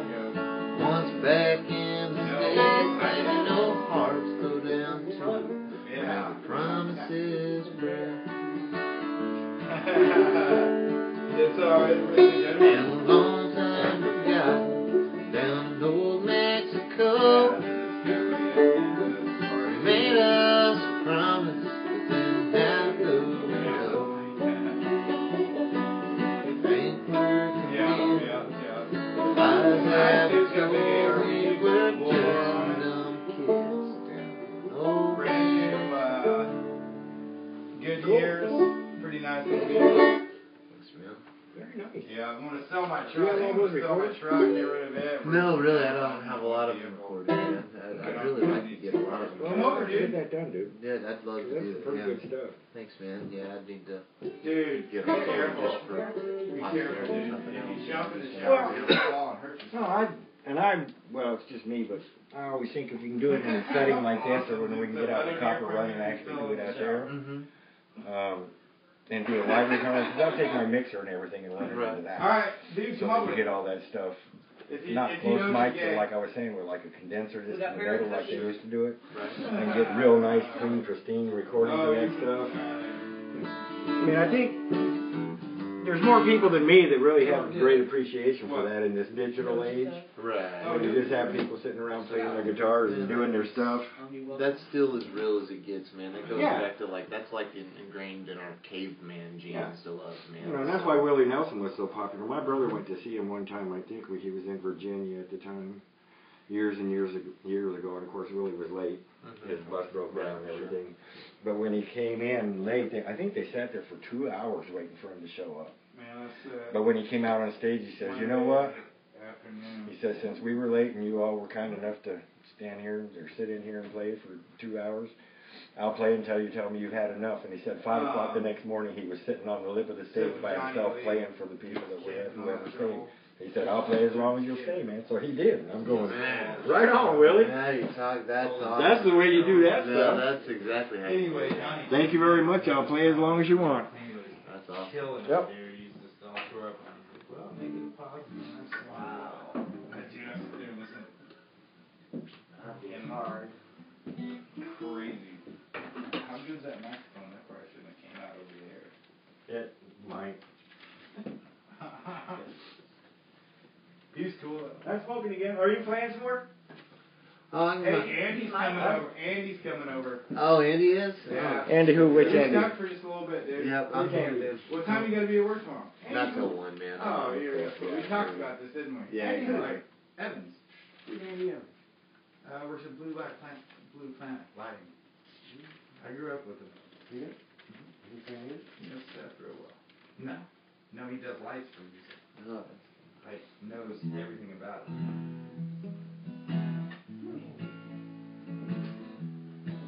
Obviously, we've been here before, honey, but we probably won't hear.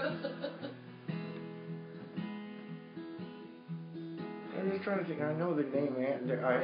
I have an association in my head with a guy named Andy that I don't like, who's a musician in town. He does too much extra. He could actually be a very, very, very good guitar player. But Are you It's still not that streaming? kid. huh? Are you still streaming? Yeah. Are you gonna continue? Yeah. It's on. I'm So just sitting it's down. on and I it's think on Eric and is coming it's on and it's free. in about an hour or so. Well, are you done? You want us to quit? No, Oh.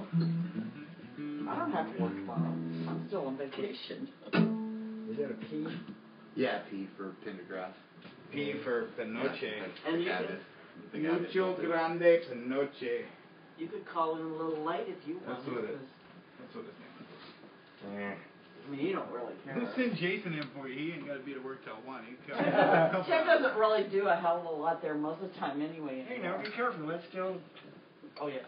Well, once you turn it off. Cool, dude. Andy's going to come hang out. That's cool, man. Yeah, I haven't seen him in a minute.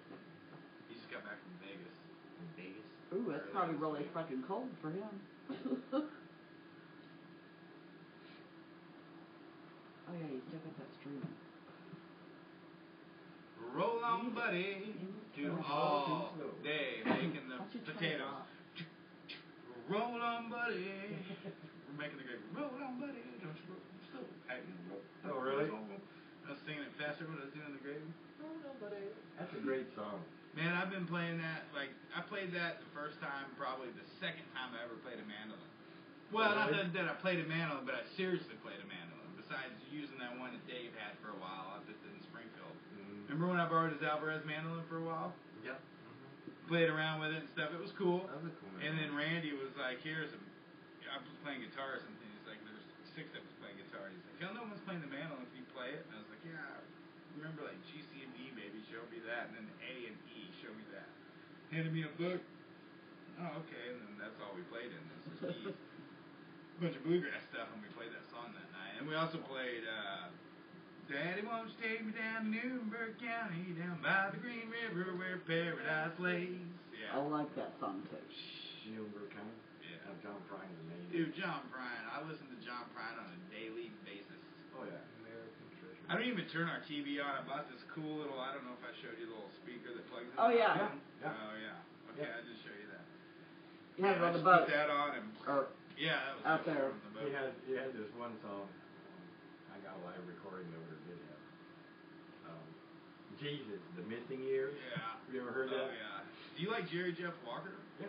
Okay, so Steve Drummond knows him, the guy that owns the sailboat. Oh, really? They were in Belize one year, like 2009, New Year's Eve, and Steve and his wife were down in Belize, and they met him on the beach one day, and he's like, I'm having a private party at this resort that I stay at, and freaking goes and hangs out with them all night. He does this impromptu little acoustic thing, and he used to sail with Jimmy Buffett.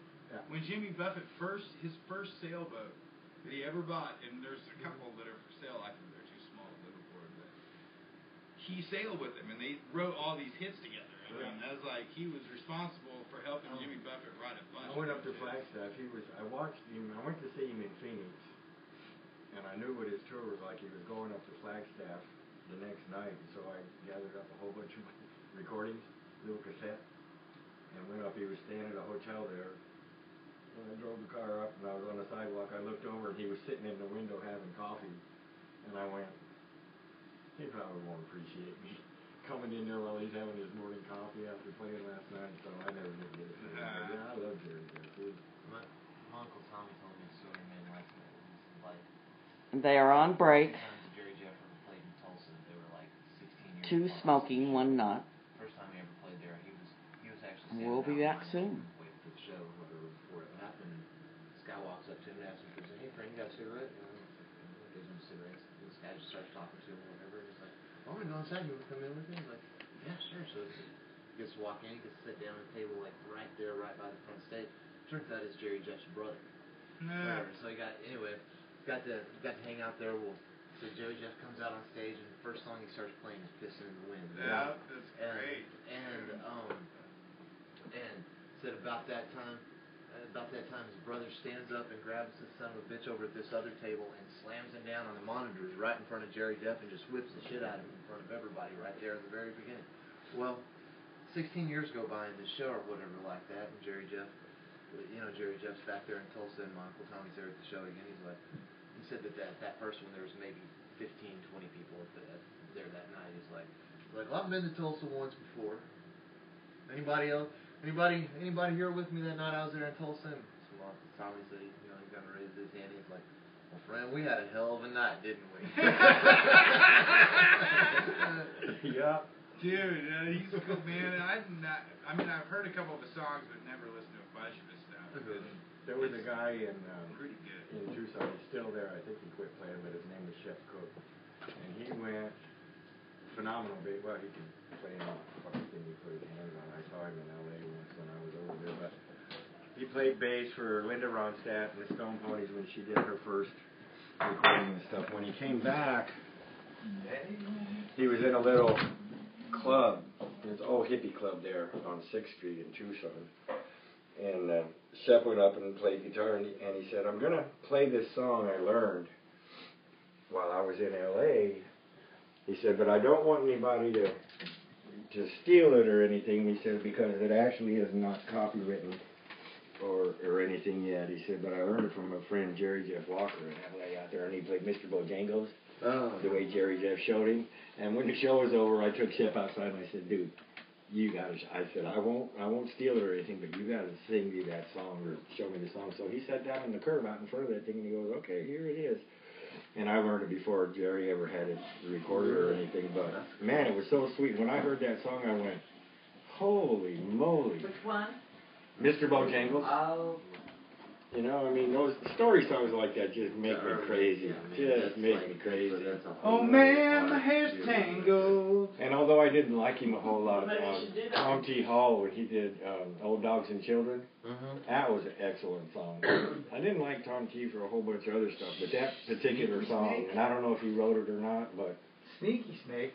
Sneaky Snake. Sneaky Snake was actually wrote by Shel Silverstein, I believe, though. Probably, but Tom T. Hall But Tom recorded T. it, Hall and it recorded was it. awesome. Maybe you should do Bojangles. I don't know if I can remember all the words. And I've actually never, everybody else remembers Nitty Gritty Dirt Band. And that's not the way Jerry Jeff did it, and that's not the way it was written. It was a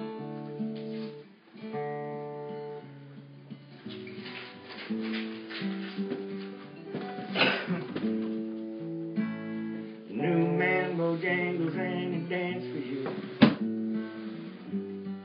Worn out shoes, silver hair and ragged shirts and baggy pants.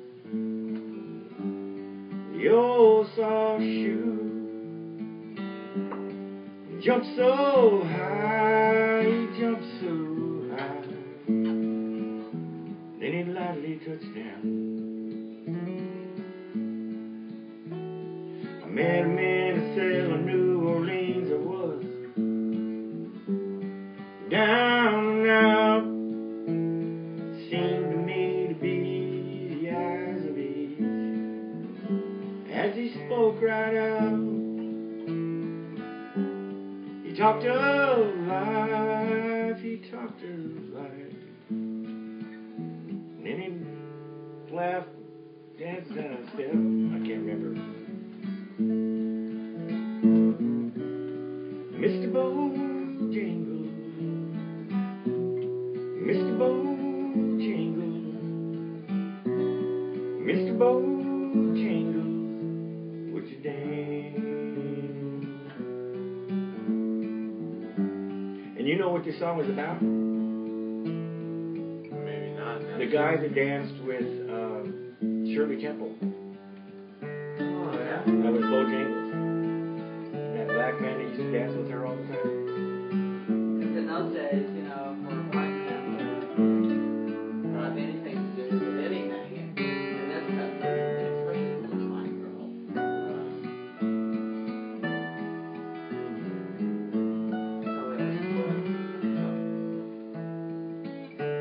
Said the name Bojangles and he danced a little across the cell. Grabbed his pants, a better stand, so he jumped up high. He clicked his heels. He let go loud, let go loud. He shook back his clothes all around. Said the name Bojangles and now cast for those minstrel shows and county fairs.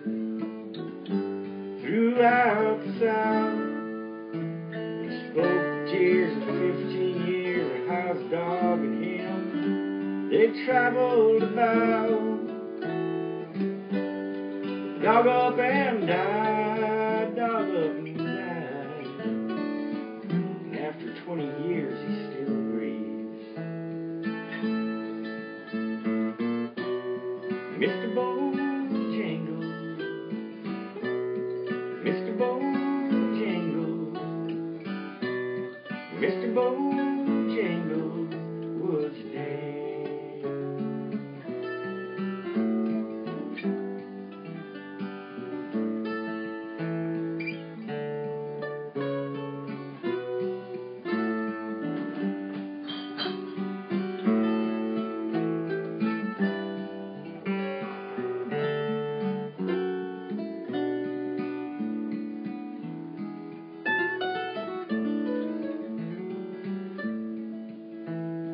Now dance with every chance in the honky tonk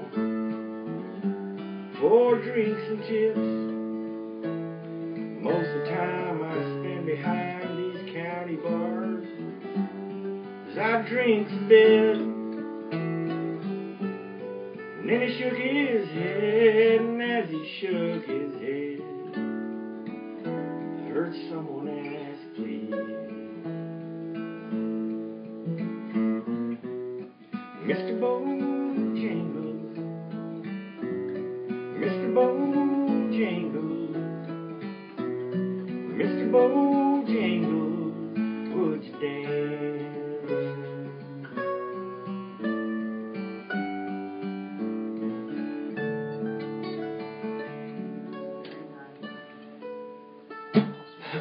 I'd seen the Red River Valley. Now, he'd sit in the kitchen and cry and run his fingers through 70 years of living.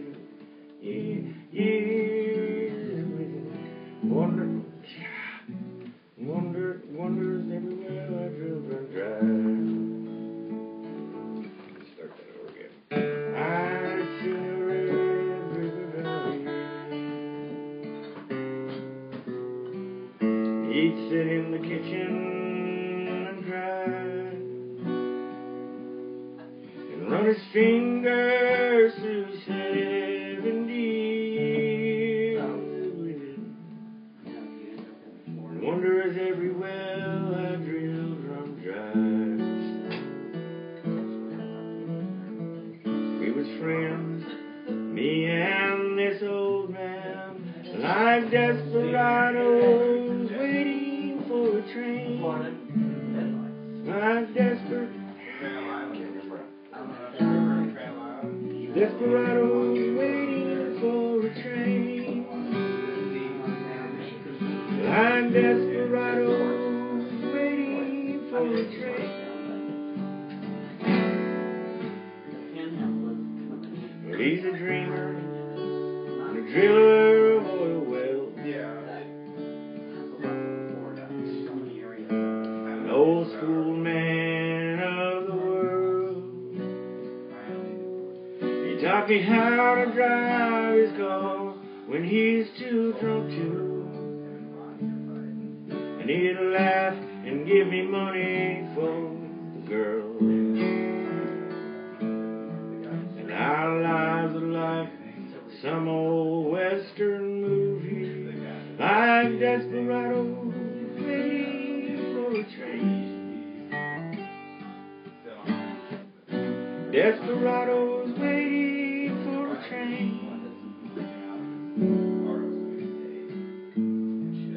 From the time that I could walk, he'd take me with him He built it. to a bar called the Green Frog Cafe, where there were old men with beer guts and dominoes, and they all lied about their lives as they played. I was just a kid, they all called me sidekick, like desperados waiting for a train. Like desperados waiting for a train.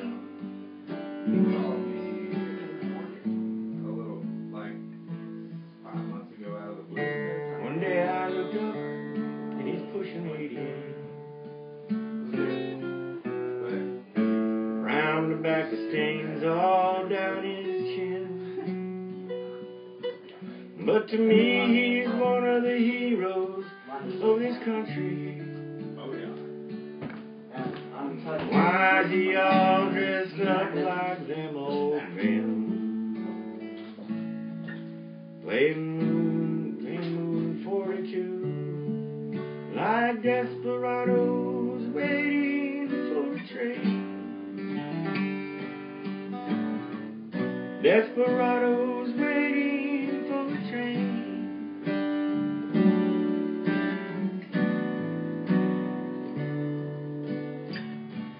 The day before he died, I went to see him.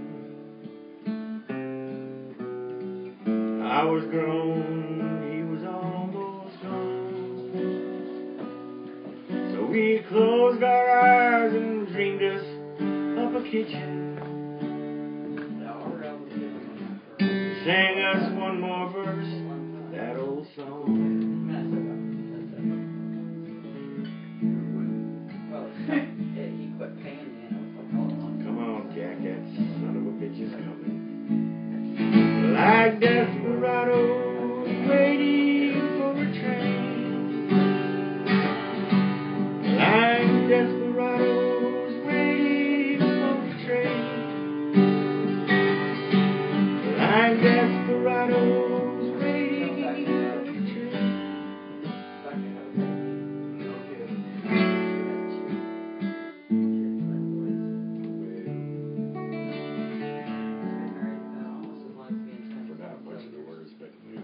That's a good song. Yeah. Guy Clark. Mm-hmm. Holy moly. He's Yeah, we talked about that before. He's a hell of a songwriter. I need to learn his song, The Case 9. Yeah. That's what my uncle told me, like, you have to play that song. Randall Knife. The Randall Knife, that's what it is, the Randall Knife. That's Yeah. what it is. I just saw him on TV the other day. They were doing one of these things. Yeah. I guess in Nashville or something. And of course they asked him, would you do the I guess there's a lot of people outside of Really good. And then Branson. I'm glad you guys- I know about Harbaugh's it the in man Arizona, Hungarian but found in my hat. I'm not sure how many people out this It'll be a direction know a holiday. whole lot about Guy Someone Clark. signed your hat? That's one of them things, man. That I he's need written your a song that everybody's No, heard. At it's least one of the songs he's written that probably nobody knew We he went wrote through the that. song that they heard that he wrote. You know. Yeah. Yeah. It's real cool. Up in the morning, out in the dark. Get yourself a rifle, don't get a heart. It looks like grass. It looks like grass, but it's still wasted. Homegrown tomatoes, homegrown tomatoes. What'll life be without homegrown tomatoes? The only two things money can't buy, and that's true love and homegrown tomatoes. Forgot all of his words. He did one too, a coat from the cold. 24, 40, 60, 80. I took comfort and courage from I bottom went exactly east. and friend, let me tell Same you as them at the same degree. that life Compass. is kind of So risky. it's straight in line.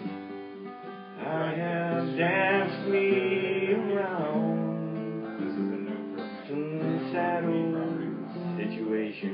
Property lines. And then this right here is a creek. And see, I'm not gonna remember the word. That's a highway. She walked through my life like a coat from the cold. You seem to enjoy it.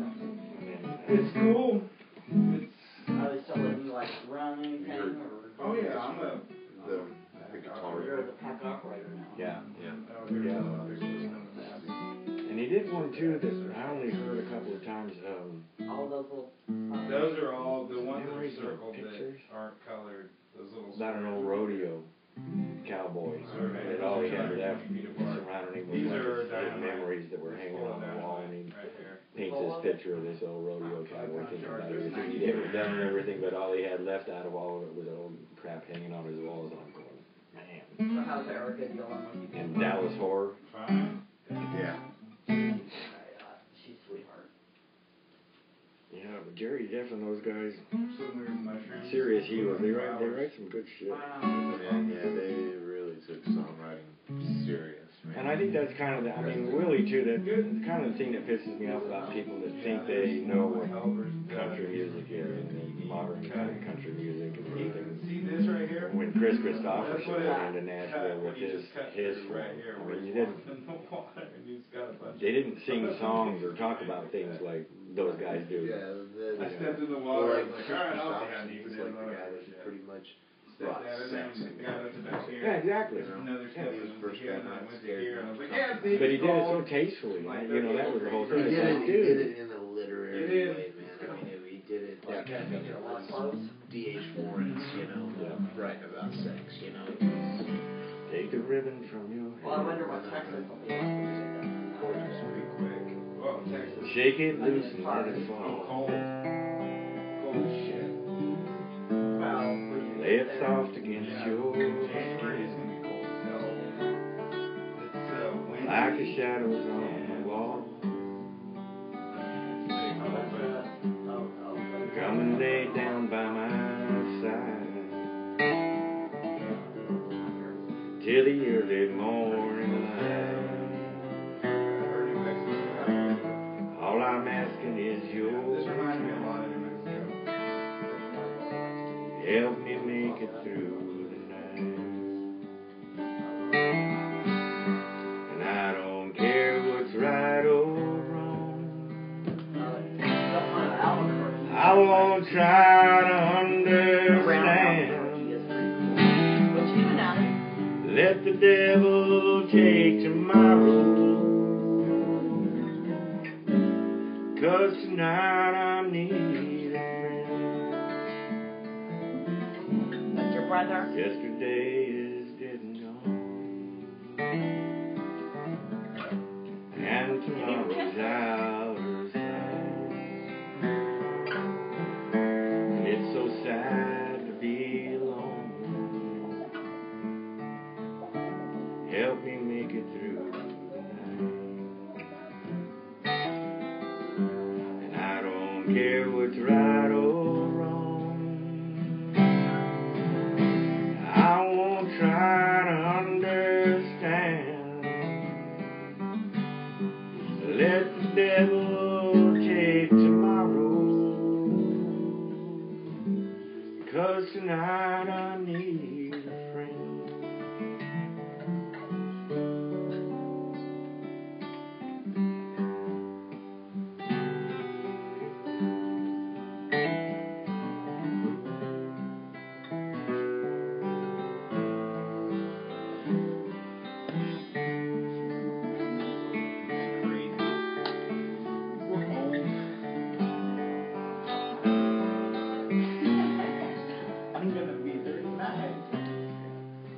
shine.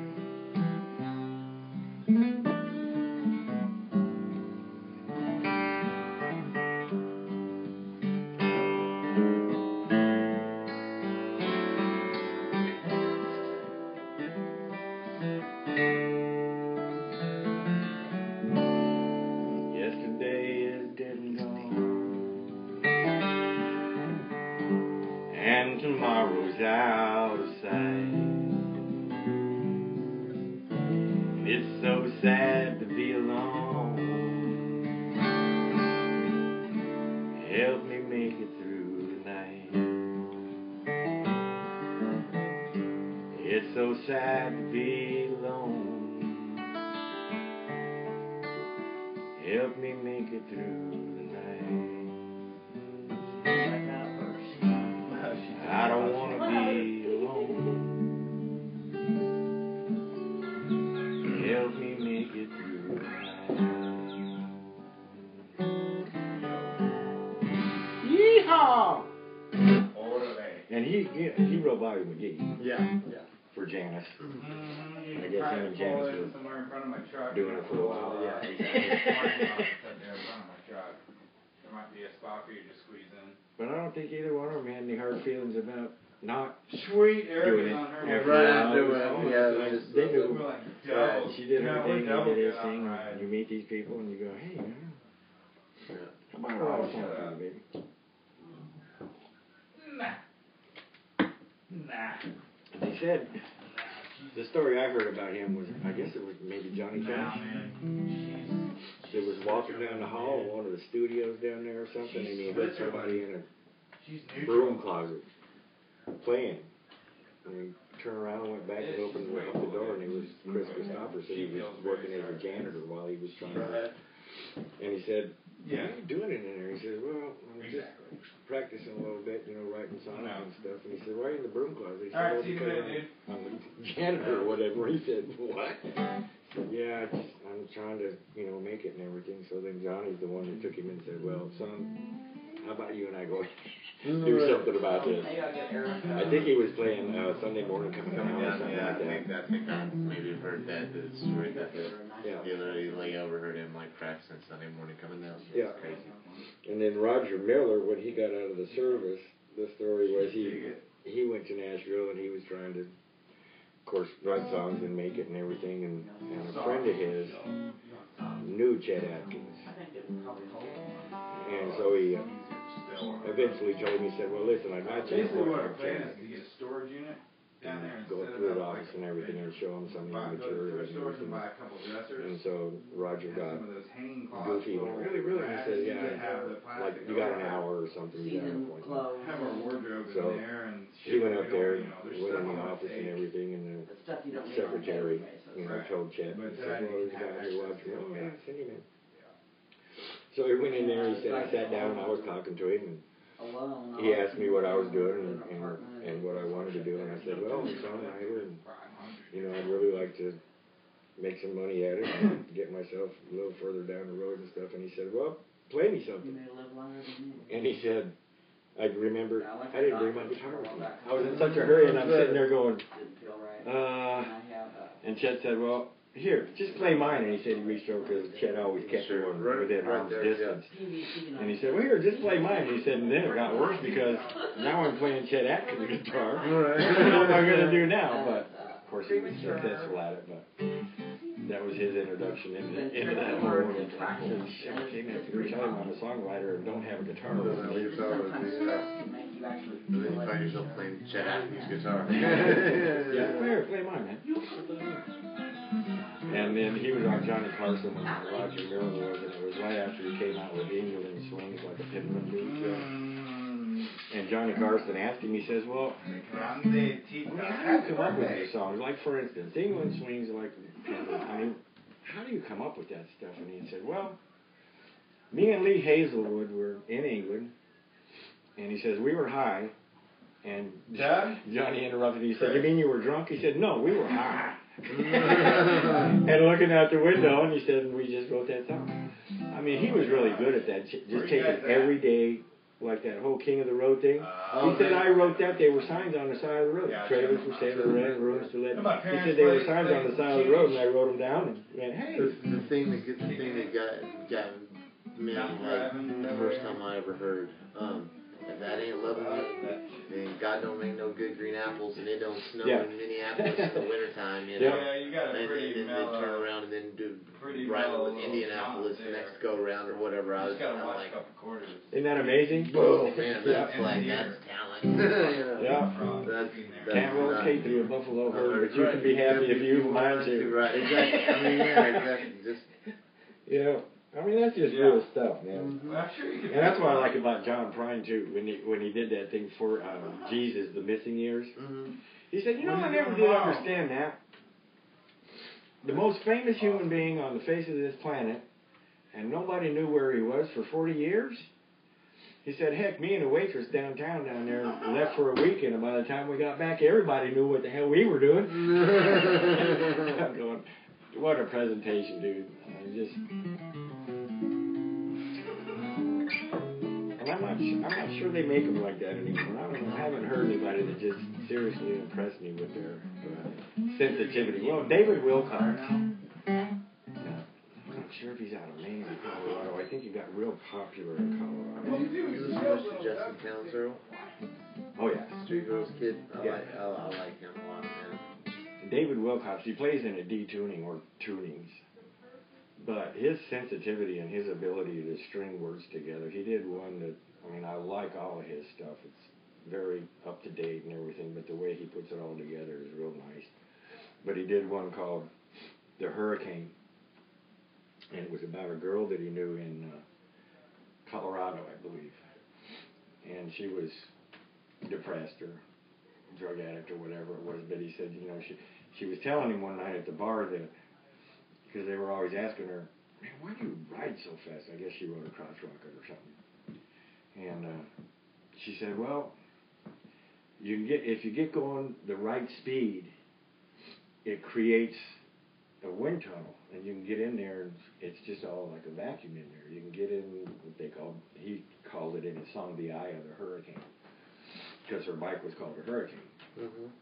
He said, even when it's raining, you don't even get wet if you get that right speed, And so the way he painted the picture, you understood everything he was talking about if you ever rode a motorcycle. Just a normal person would know, you create that. So anyway, one night she left the bar, he was talking to her and everything, and she left the bar, and everybody went outside to say goodbye or whatever. She got on a bike and shot down the road, and of course, way, way, way too fast. And a semi-truck pulled out and across her way. Of course, she hit it and died. He said, but, that was kind of the chorus of, she's just looking for a way to hide the pain, and she could get in the eye of the hurricane, which, her life sucked so bad, in her opinion or whatever, that's why she did that. That's why she rode so fast and did all that stuff, is because once she got in that sweet spot on that motorcycle, all the pain went away. So that one night, did it in, rode the eye of the hurricane right into that truck and died, and I'm going, but the way he wrote it, it was just so incredibly sensitive. I'm going, holy moly, dude. To be able to do that with a song, to be able to write words that paint the entire picture, and you get it, but there's minimum use of words. Right. That's that's to be able to tell that story. That's a pretty cool story. How do you know that stuff? Well, like you said, just that's a freaking cool story. How do you know that stuff? David Wilcox?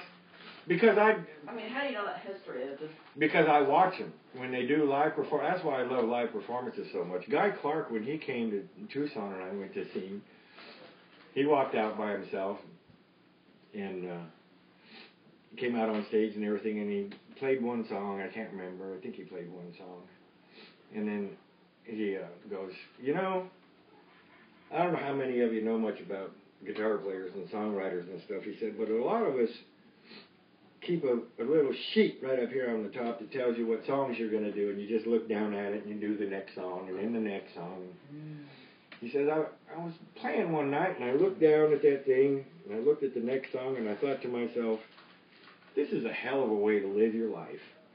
So what do you want to hear? And that's how he got the audience involved in it. they all went, they started shouting their songs in, and then he started playing what they wanted. And I thought, what a perfect way, an introduction thing. It's like, you got everybody involved just like that. When I saw the Del McCurry band, that's pretty much what they did. They came out there and, maybe did one or two things, and then Del, he's like pushing 80. He's like, well, what do you folks want to hear? We'll try to play everything you guys want to hear. What do y'all want to hear? Yeah. And they sit there and they took requests for like 2 hours, and then they were done, and whatnot. But that was just, it was colossal.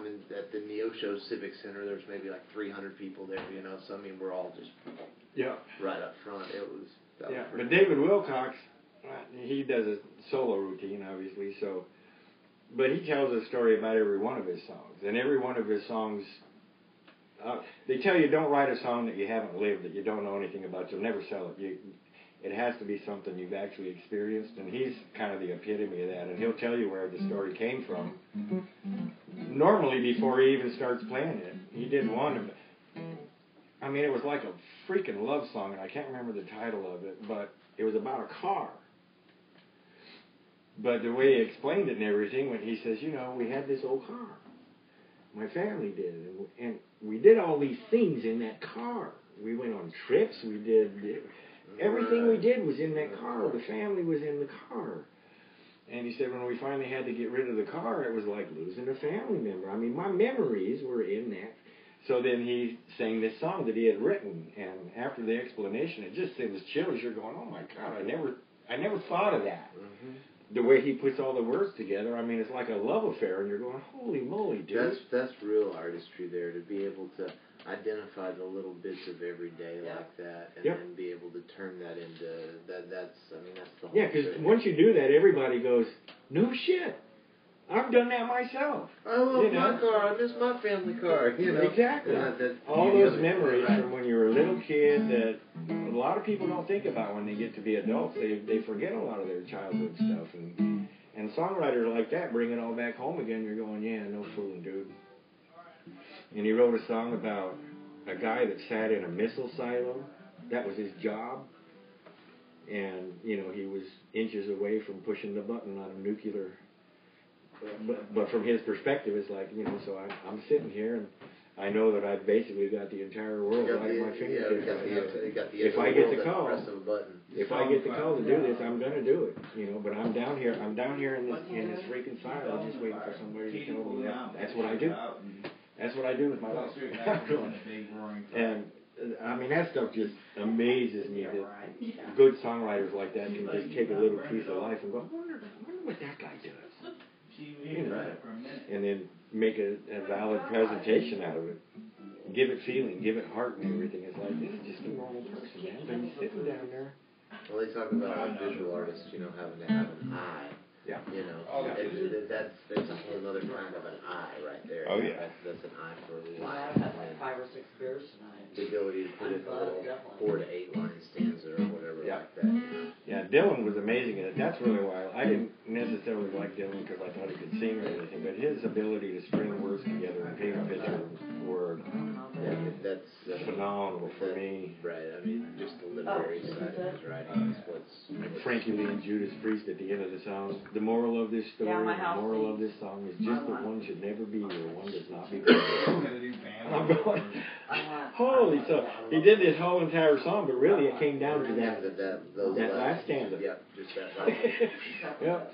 So I've been sitting here singing for about 6 minutes of Frankie Lee and Judas Priest, and the moral of the story is just don't be where you don't belong, man. Holy moly. But all the supporting mechanisms are explaining why, these kind of things can happen to you. If you're someplace you don't belong, this is what happens. Well, you just have a little place to walk through, but it create 2 little short shelves. You come over and go down. And who was the other one? Randy Newman. Randy Newman has incredible 2 shelves for your writing songs. He freaks me out because it was like, he really doesn't care what anybody thinks. Because I studied him for a long time, and I'm going, dude, where does all that come from?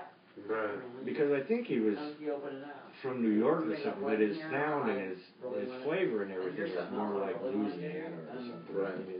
His voicings on his piano and everything, and the way he writes and the whole structure, and I'm going, I don't know how you ever got, and before you see him, if you ever just listen to his stuff. Hey, the bedroom on the back. I personally would have sworn he was a Southern gentleman of some kind.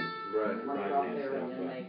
Like a suite with a bathroom. And Harry Nelson, even from the old days, Harry Nelson, when he did that Or you can take both a long time ago, I think even before the Beatles did their little movies and stuff, he did Oblio, about the kid that had no point.